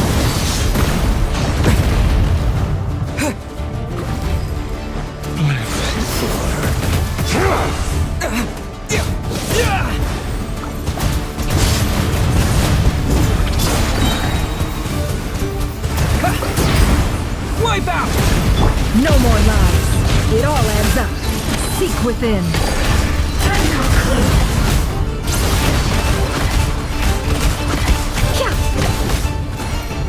No more lies. How much power could it take?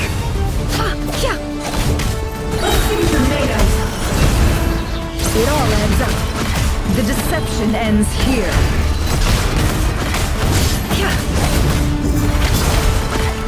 Run or to hide.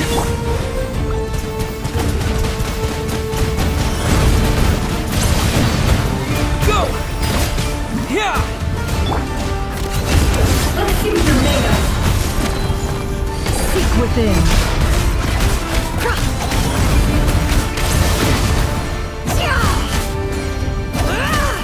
Can't hide the truth. Your death is within my grasp. No more. Bombs away! Can't hide the truth.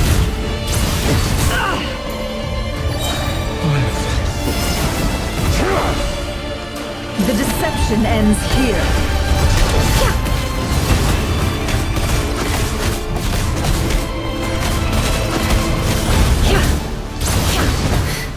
Time to come clean.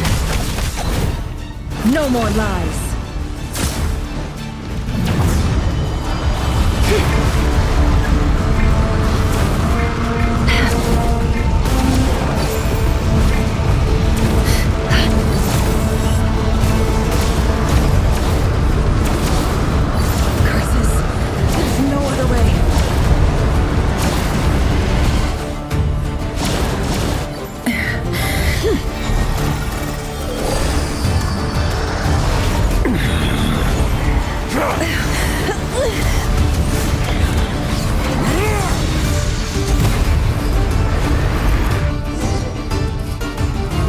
The only way to defeat Rarer is to borrow his own power.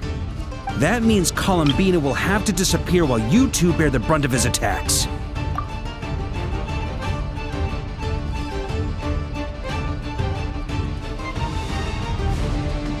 You have to hold on. Find a way to keep him focused on killing the two of you.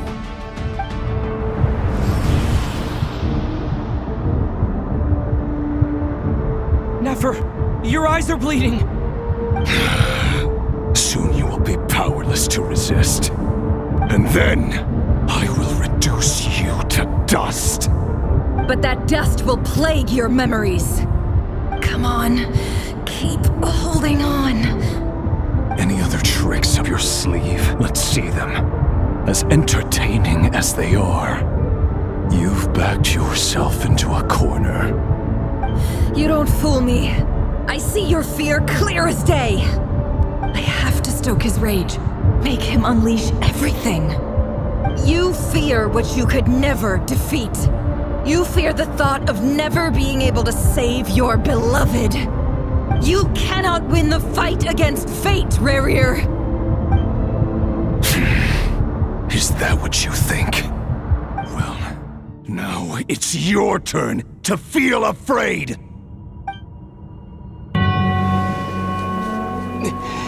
You fear the sound of your own name? Is it us you hate? Or is it what you've become? Let's see what becomes of you!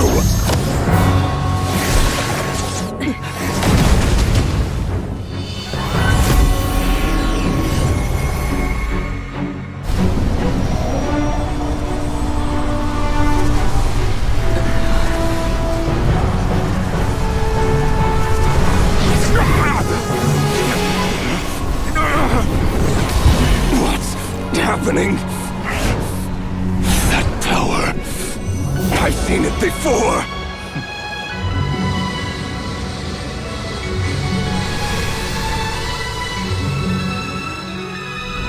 His power is on another level. We'll need to use an alchemical array to convert his power into a usable form.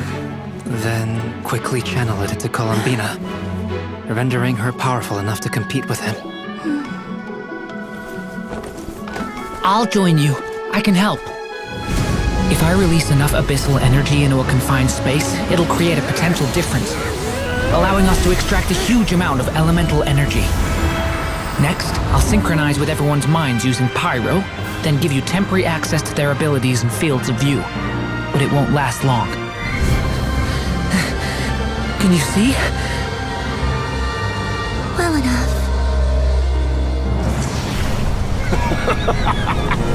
So, we have a student of Gold Rheindotter in our midst.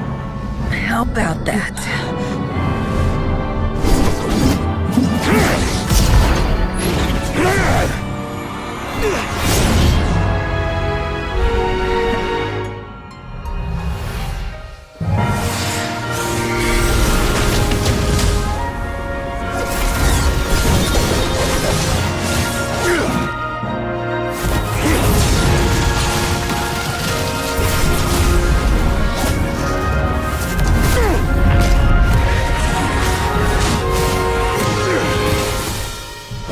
You use my own power against me?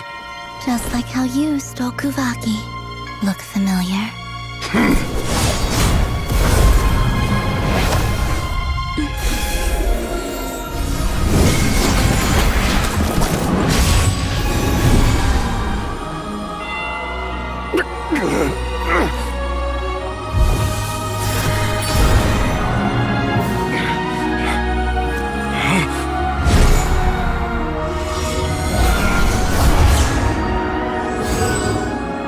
Don't you realize? You don't have the power to hold that gate open! I don't, but someone else does.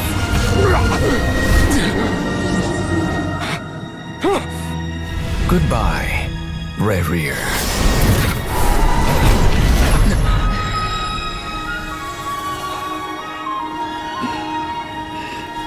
We won.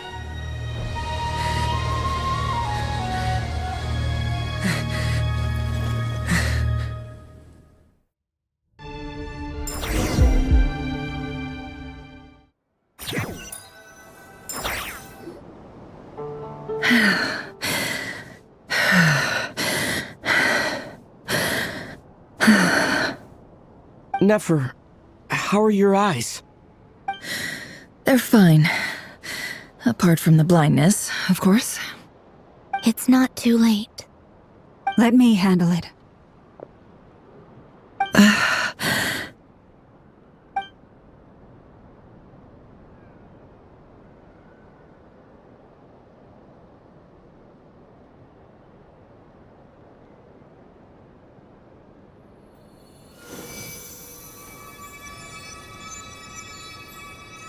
Miss Nefer, it's not like you to lose your composure. That was the most reckless thing I've ever seen you do. Reckless how? The situation was critical. Our lives were at stake. We had to do something. Even so. Okay. I guess you're right. Under the circumstances, it was a wise decision. You traded your eyes for an incredible victory. In business terms, I suppose that's a huge return on investment. I'd be hard-pressed to argue otherwise. Still, I don't like this outcome, and I don't want you to lose your sight for good.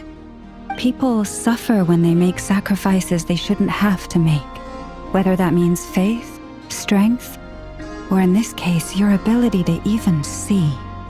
I had hoped you could win without sacrificing so much as a single hair on your head. Thank you. Really. All done. Don't try and open your eyes just yet. We'll see how you're doing in a couple of days. Until then, please follow your recovery plan to the letter. I'll send full details through Yehoda. For now, just get yourself home, relax, and rest. My dear friends, we have fought bravely and achieved a spectacular victory. A dark cloud has been lifted from the skies of Nodcry. All in this land will be grateful for what you have done. The moon will remember this day. Thank you both.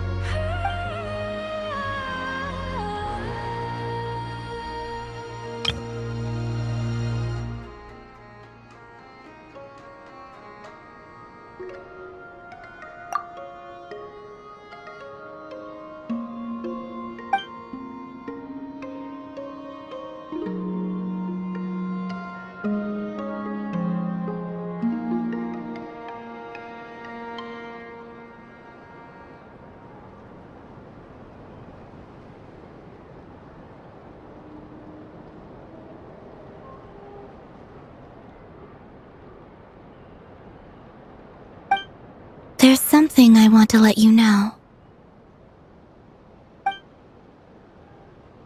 What is it? When Durin connected everyone's minds so I could access their powers, I also felt everything they felt. And since Nefer's eyes were injured, my eyes are hurting now too. Huh. Hold on. Let me try. I only feel the pain. There's no actual damage. I just thought I should tell you. You're right. There's no damage. That's a relief. But I must say, I'm surprised to hear the Kutar share something like this with me. In the past, you never used to open up about yourself. Things are a little different now from how they were. I'm learning to share how I truly feel with my friends. Friends? You have no idea how glad I am to hear that.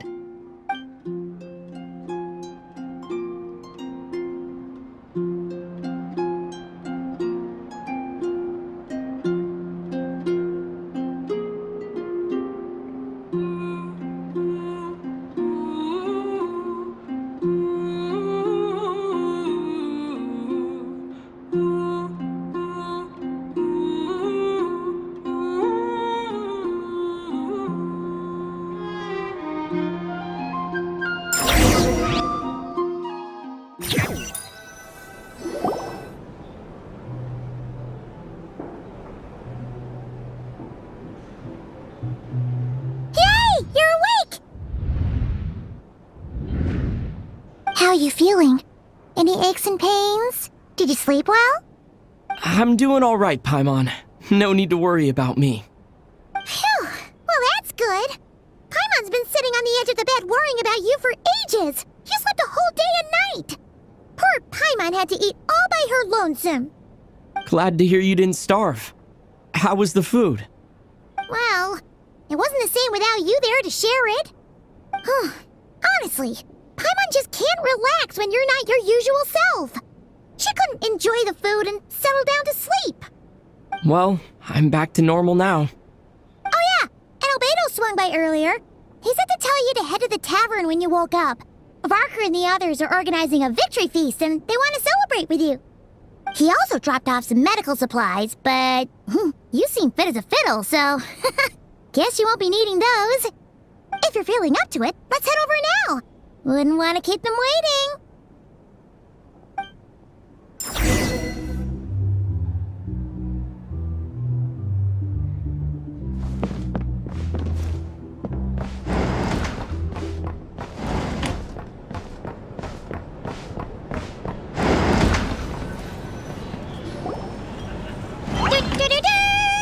We're here!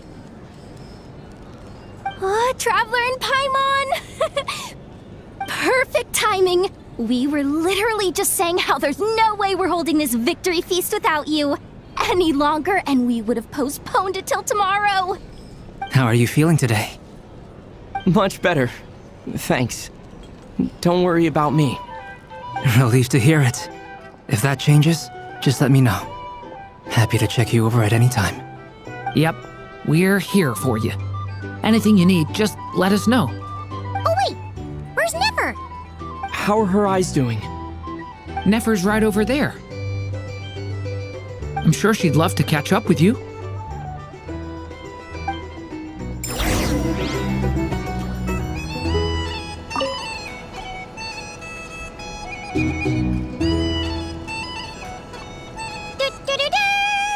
We're here! Oh, Traveler and Paimon! Perfect time. How are you feeling today? Much better. Relieved to hear. Yep. Oh wait, where's Nefer? How are her eyes? Nefer's right over there. I'm sure she'd love to catch up with you.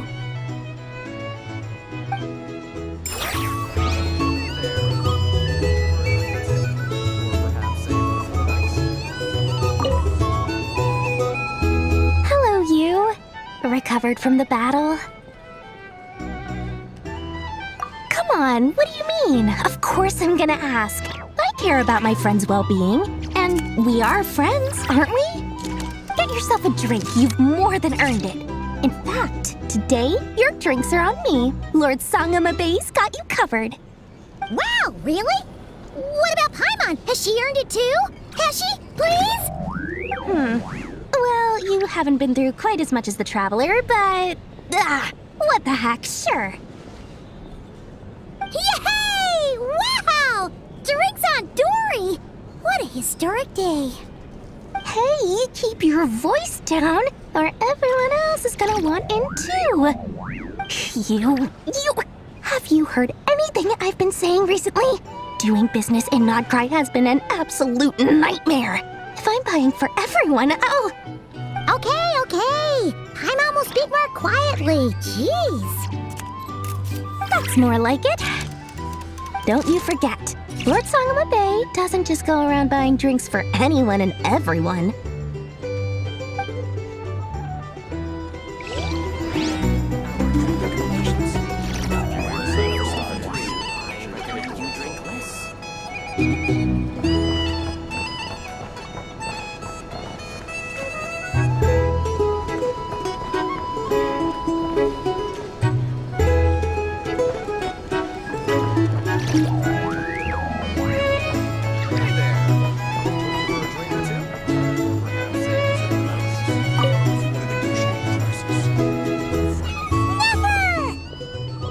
Traveler, Paimon, are you recovering well?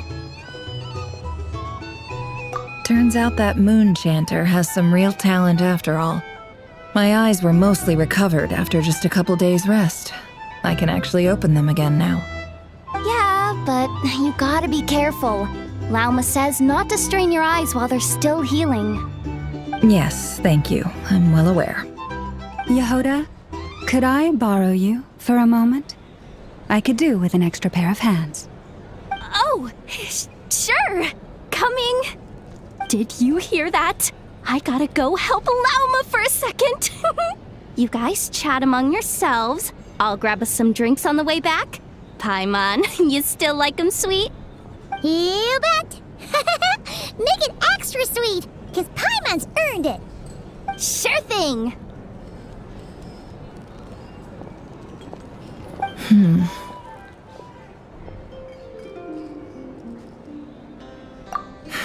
The Raker of Solnari.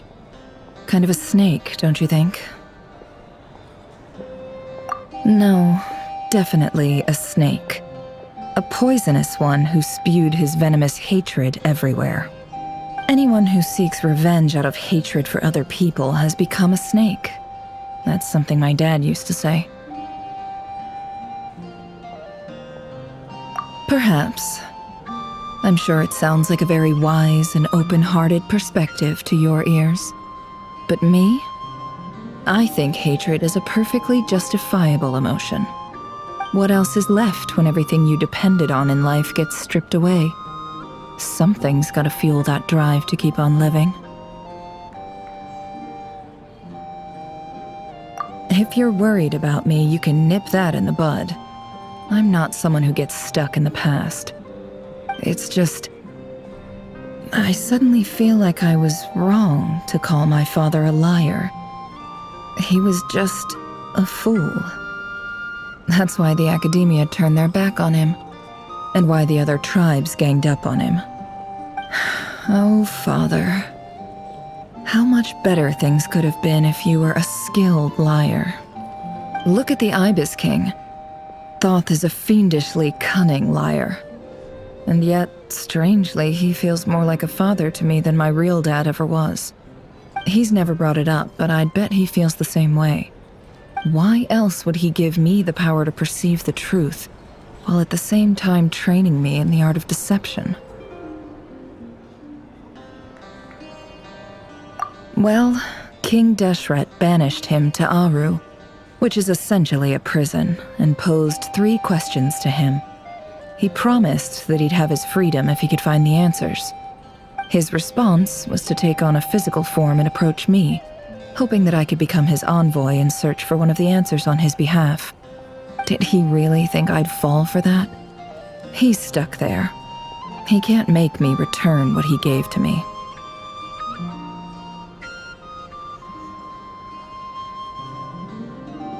So that's enough for you to decide he's nice, is it? He's a prisoner, and he was scared. So he decided to perform some good deeds to win people's approval. He lives in fear because he's a deceiver. How is Rerir any different? You can't work as a spy your whole life and expect a happy ending. It's preposterous. Yet I can't say I don't understand it. Liars live in the darkness of their own making, but it's still human nature to want to go on living. They say that a liar's soul is the most worthless thing in the world. What do you think?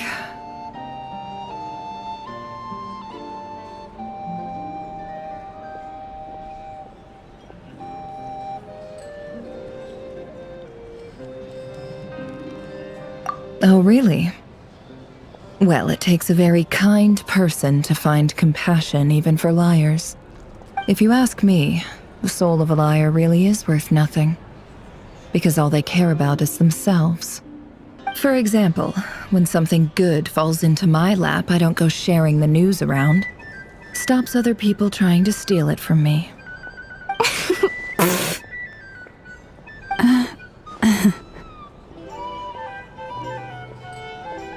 So be it. They have sharp ears. I can't keep anything from them. Wow, is that what it looks like?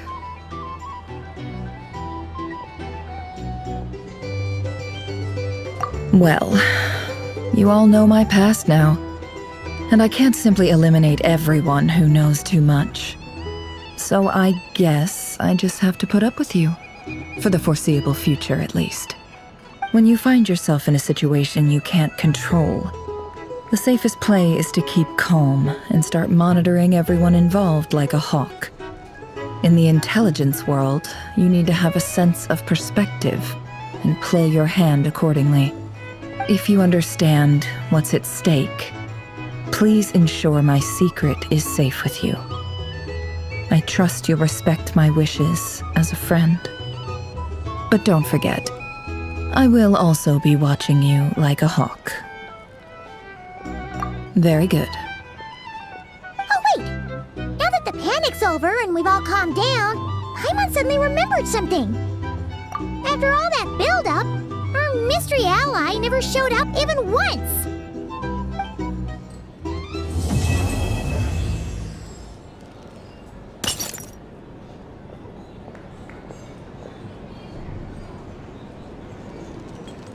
Huh?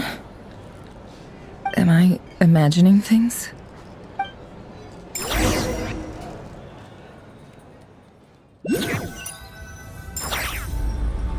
So, that close colleague who stayed behind with you? What's he been up to recently? Don't know, don't care. I get more normal human interaction from hanging out with Bosco too than him. Although, now you mention it, he hasn't bothered me in a while. I wonder if... If he's disappeared without a trace, it's the biggest gift he ever gave to the world. But I somehow doubt that's what's going on. He won't lie low forever. So we'd better stay on guard.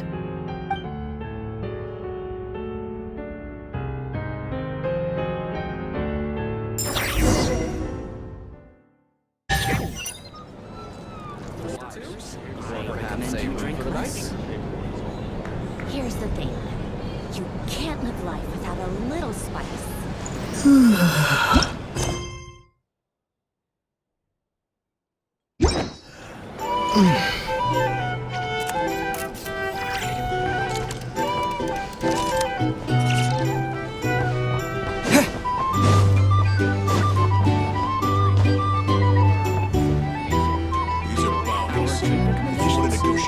Well, for starters...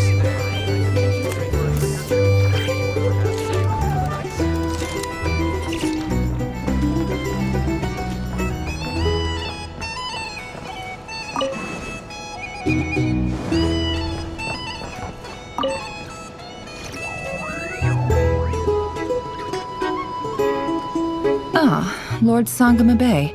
How lovely to see you. I must thank you for the device you provided. It was an enormous help. Would I be right in thinking that it was developed by the Academia? Why come and ask me when you clearly know already? I mostly came to thank you. That's more like it. A little gratitude goes a long way with Lord Sangama Bay. Play your cards right, and you might even stand a chance of becoming my long-term supplier. The chance to work with such a kind and charitable investor as yourself would be a great honor for the Curatorium. Huh? Charitable? Who said anything about charity? First time hearing about it. Let's see. The first plot of land you purchased in Nodcry, your desert interests, and... Stop! What do you think you're doing? Exposing my investment history! It's nothing to hide from. They're all perfectly legitimate investments. And some of the land you purchased was with the intent of building a sanctuary? Yes, I heard about that too. How did you... You're a curious case, Lord Sangama Bay. You don't like people finding out about your good deeds, do you? But I'm afraid no matter how hard you try to keep things under wraps, where there's a will, there's a way. You did it for Sumeru, didn't you? It was empty land that was gonna go to waste otherwise. I figured if I built something there, it might at least get some use in an emergency. Disasters are capricious things. They strike without any warning. I've lost family to a disaster before, and I don't want to lose any friends or business partners if I can help it. My elder sister used to dream of finding a sanctuary. Somewhere with plenty of food, water, and medicine. Where everyone could live happy lives. It was something I looked into, but after discussing things with the Dendro Archon, I decided on a more effective strategy. The tech people handled the tech, and Moneybags provided the Mora. It just made the most sense. It's a pity that so few people know the truth about you. Everyone says that you view everything in terms of Mora, and all you care about is growing your own wealth. So, what's the problem with that? Everyone wants to be rich. It's human nature. So yes, I love Mora, and it's nothing to be ashamed of. But surely you have dreams of your own beyond just making Mora. You don't get it, do you? My dream is to invest in other people's dreams. And, you know, make a nice little slice for myself along the way. Just thinking about it makes me happy. That sweet, sweet sound of Mora. Thank you. For the device? And the pendant. Oh, that. I was just returning a favor. Don't worry about it. Seems like we've both been away from home for a very long time. Yeah. So long that I barely remember what my family even looked like. That would be your mother, father, and sister? Yeah, though it's been years since my sister passed away. It's not like I want to forget them, obviously, but memory can be even more ruthless than the most calculating business person. Beyond a certain point, if something isn't helping you, it just gets rid of it. My sister can't help me now. Slowly but surely, her face is fading from my mind's eye. It's become a vague impression. Not everything will fade. When loved ones pass away, the beautiful memories are the ones that last the longest. Yeah, that's true. If you ask me, that's the one silver lining in all of it. Well, that, plus, I'm sure that life is much better now than it was back then. Oh, absolutely. I have tons of Mora, a big beautiful house, business is booming, and I'm as happy as can be. You've got a lot going for you too. Boss of the Curatorium of Secrets? I'm sure there's plenty of Mora to be made in that line of work. I appreciate the vote of confidence.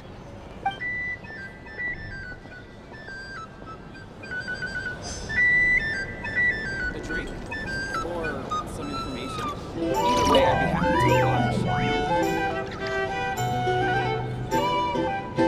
Ah, Lord Sangama Bay. I must thank you. Why come and... I That's more like it. A A little gratitude goes a long way with Lord Sangama Bay. Play your card. The chance to work kind and charitable and... Huh? Let's see. It's nothing to... How? You're a cute... But I'm afraid... You did it first. It was empty. Disasters are capricious things. They strike.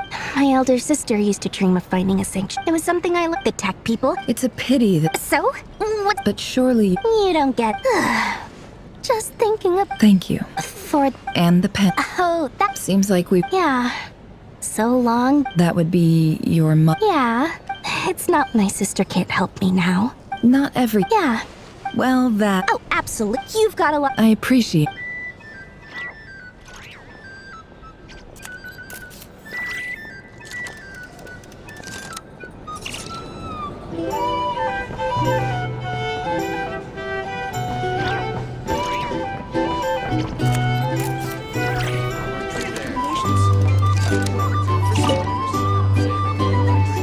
How have you been holding up?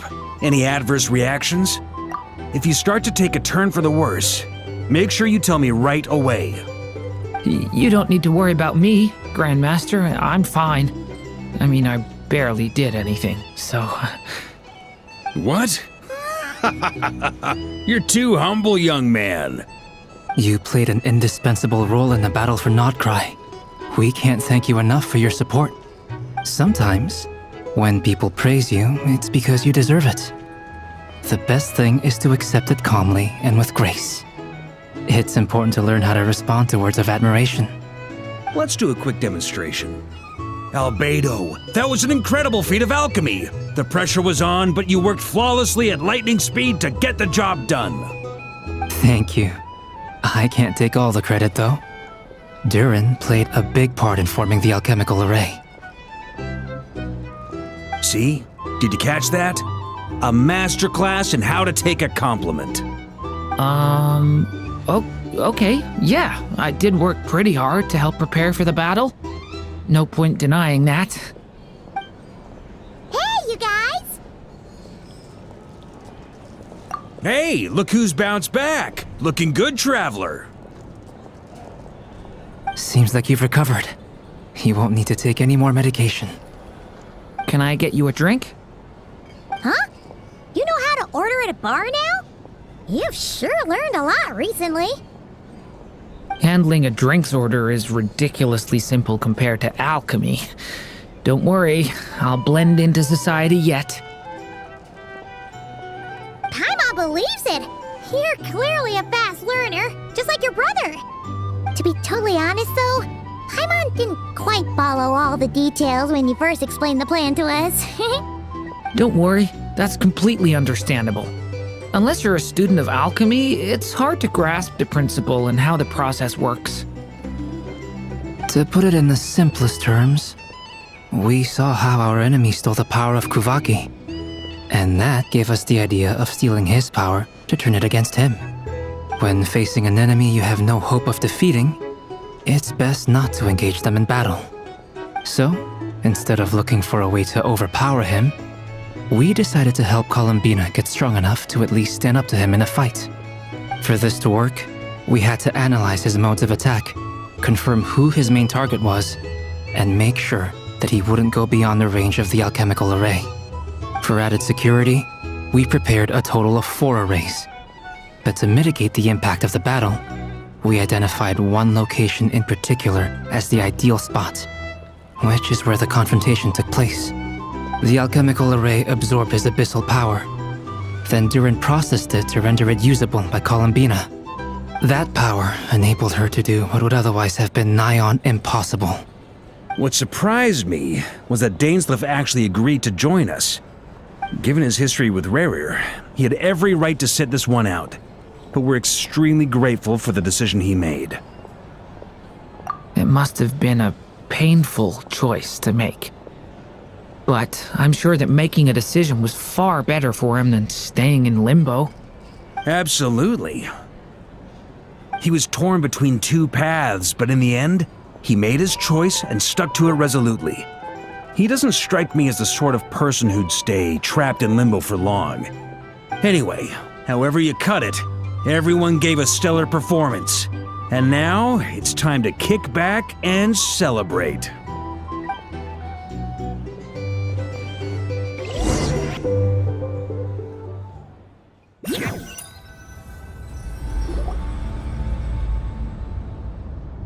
That's the only reason you're here? Yes.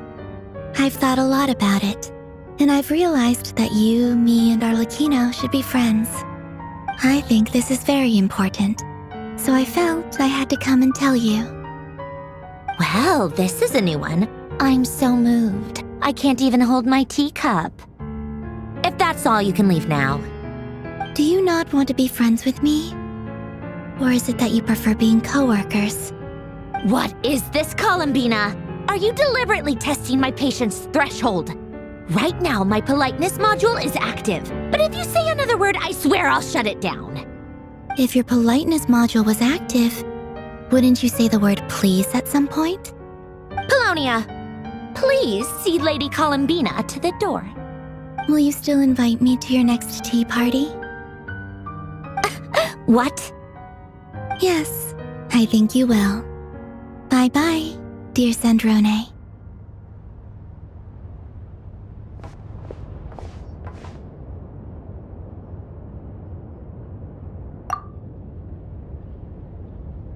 Last time, the Wild Hunt escorted you out. Would you rather I handled it myself this time? We just wanted to, see how you were doing now that it's all over. Why? Out of concern for my safety? I hope you didn't seriously think that the Rayhir of Solnari would be able to lay so much as a finger upon me, given how prepared I was. Mostly because you kind of helped us out, so we just wanted to check you were okay. Looks like all your robots are fixed, huh?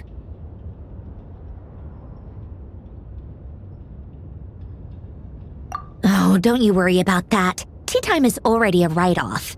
The visitor before you managed to kill my appetite. If you're in the mood for tea, go ahead and help yourself. Otherwise, it's going to waste. My coasters are still missing in action, though. Use this notebook instead. Whoa! Pretty hefty notebook. Look at all those calculations. You can ignore those. They're just dumb scribblings.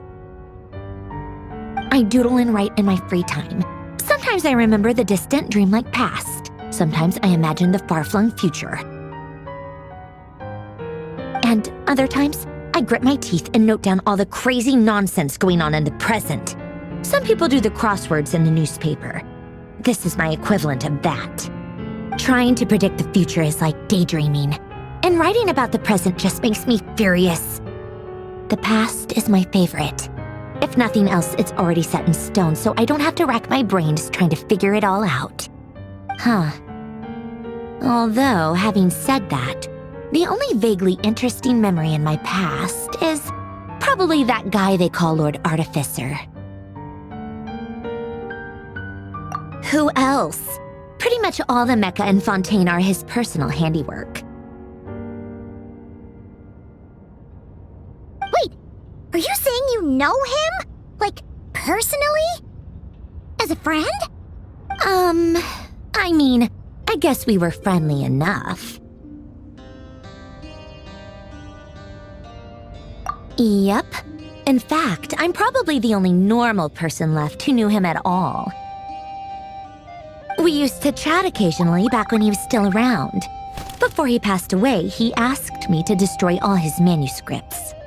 I honored his request, but I did read through everything first before destroying them. I mean, I couldn't let the genius of Lord Artificer Alain Guillotin disappear like that. Would have been such a waste. So, that's where the formulas in your notebook are from? I just told you, those are my equivalent of crossword puzzles. They're just dumb formulas that I solve for fun when I'm bored. Alain's work was like epic poetry. The formulas in my notebook are just silly little riddles in comparison. Not that there's anything bad about them. I mean, at least, solving those riddles isn't going to hurt anyone.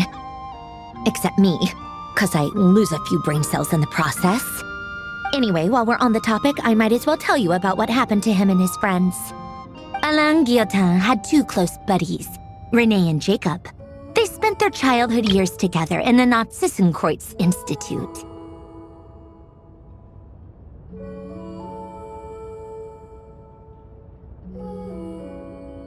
They were all quite competitive, so there was some rivalry between them, but it was a friendly rivalry. But beneath the friendship and the rivalry ran something deeper, a sense of nostalgia for the past. Unfortunately, childhood would end, the prophecy would come true, the apocalypse would arrive, and the future would never be. A mad dream that would normally only capture the minds of lunatics began to take root in their hearts. A dream of saving the world. And if Renee and Alain had been people of lesser wits, that dream would probably have ended up as something for them to joke about in their older years. But alas, they were some of the sharpest minds around. They nurtured that dream with the full power of their intellect, and it grew into something that ate away at their souls. The first of them to fall under its spell was Renee. Against Alain's wishes, he persisted in experimenting on a mutual friend of theirs to try and save their life. Alain did not approve and parted ways with Renee. It's complicated. Alain wanted to believe that Renee only did what he did for the sake of their friendship. But when he told me about what happened, I could tell he still had some suspicions about Renee's motives. Perhaps the seed that would grow into a nightmare had already sprouted in Renee's mind. Even then.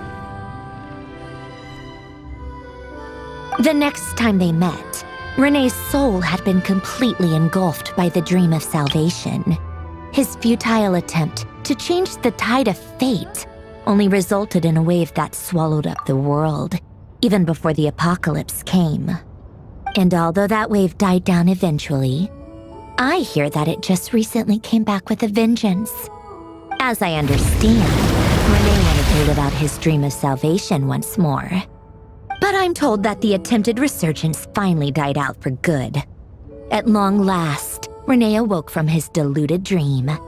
Though of course by then it was far too late. What do you think of Renee? Do you admire his transcendent genius? His view that any price was worth paying to achieve the lofty goal of saving the world? Or do you despise him? Dismiss him as an evil madman who wrought havoc on the lives of everyone around him as he pursued his delusional dream? Same difference, really. Just a matter of perspective.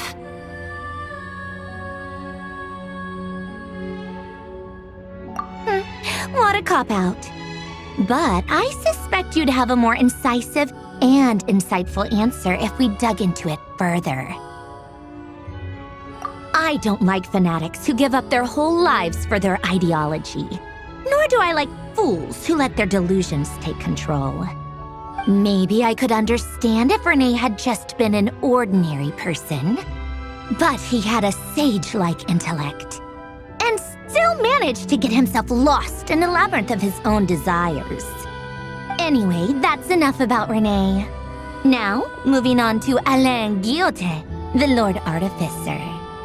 He managed to put a stop to the first storm whipped up by Renee. But after that, Alain lost his friends and family. To his credit, I suppose, the loss of his family and friends was purely a tragic accident. It's not like Alain sacrificed them for his cause or anything. After that, the only thing supporting his work was the same dream that had dragged his closest friend down to the abyss.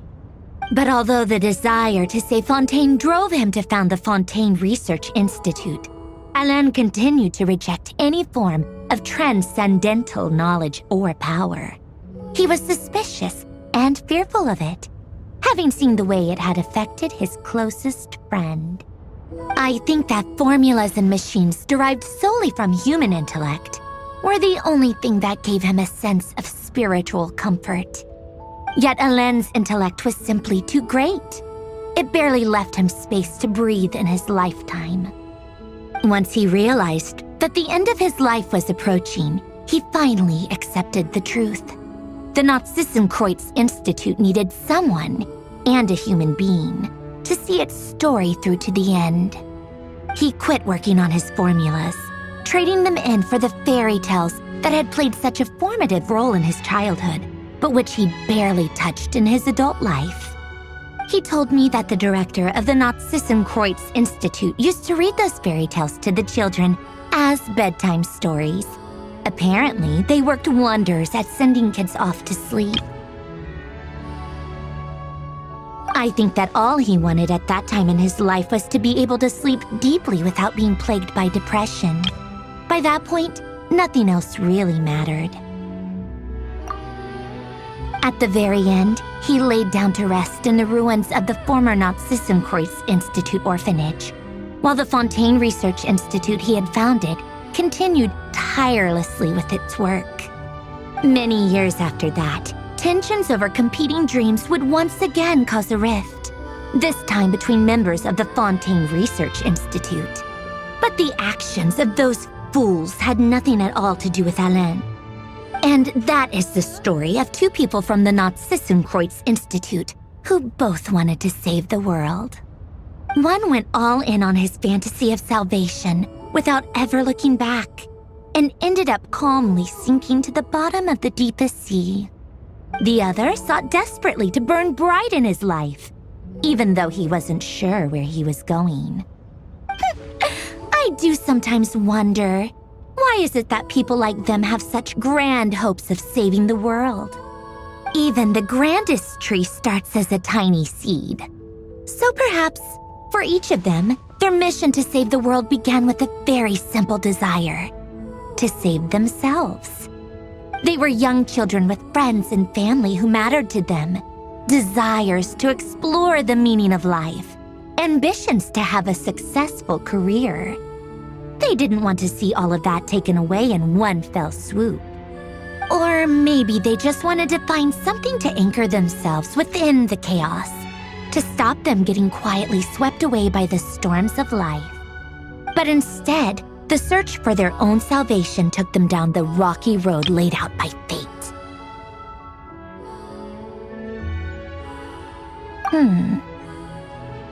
Do you think the desire to save oneself is enough of a justification to try and save the world?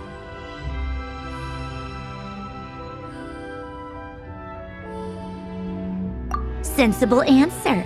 Glad to know you've got your head screwed on straight. Alain would disagree, though. I asked him the same question back when he was in his prime, putting all of his energy into his work. Yes, it's enough. No elaboration, just a quick, short answer before getting right back to his work. He was always that way. All right, tea time's over. I owe Arlecchino a favor for telling me these stories. I'll have to bring a whole sack of gifts the next time I visit the House of the Hearth. I'm gonna go tinker with Polonia now. You guys can do whatever you want, as long as it doesn't involve interrupting me. Polonia, exit hibernation mode. Begin diagnostics.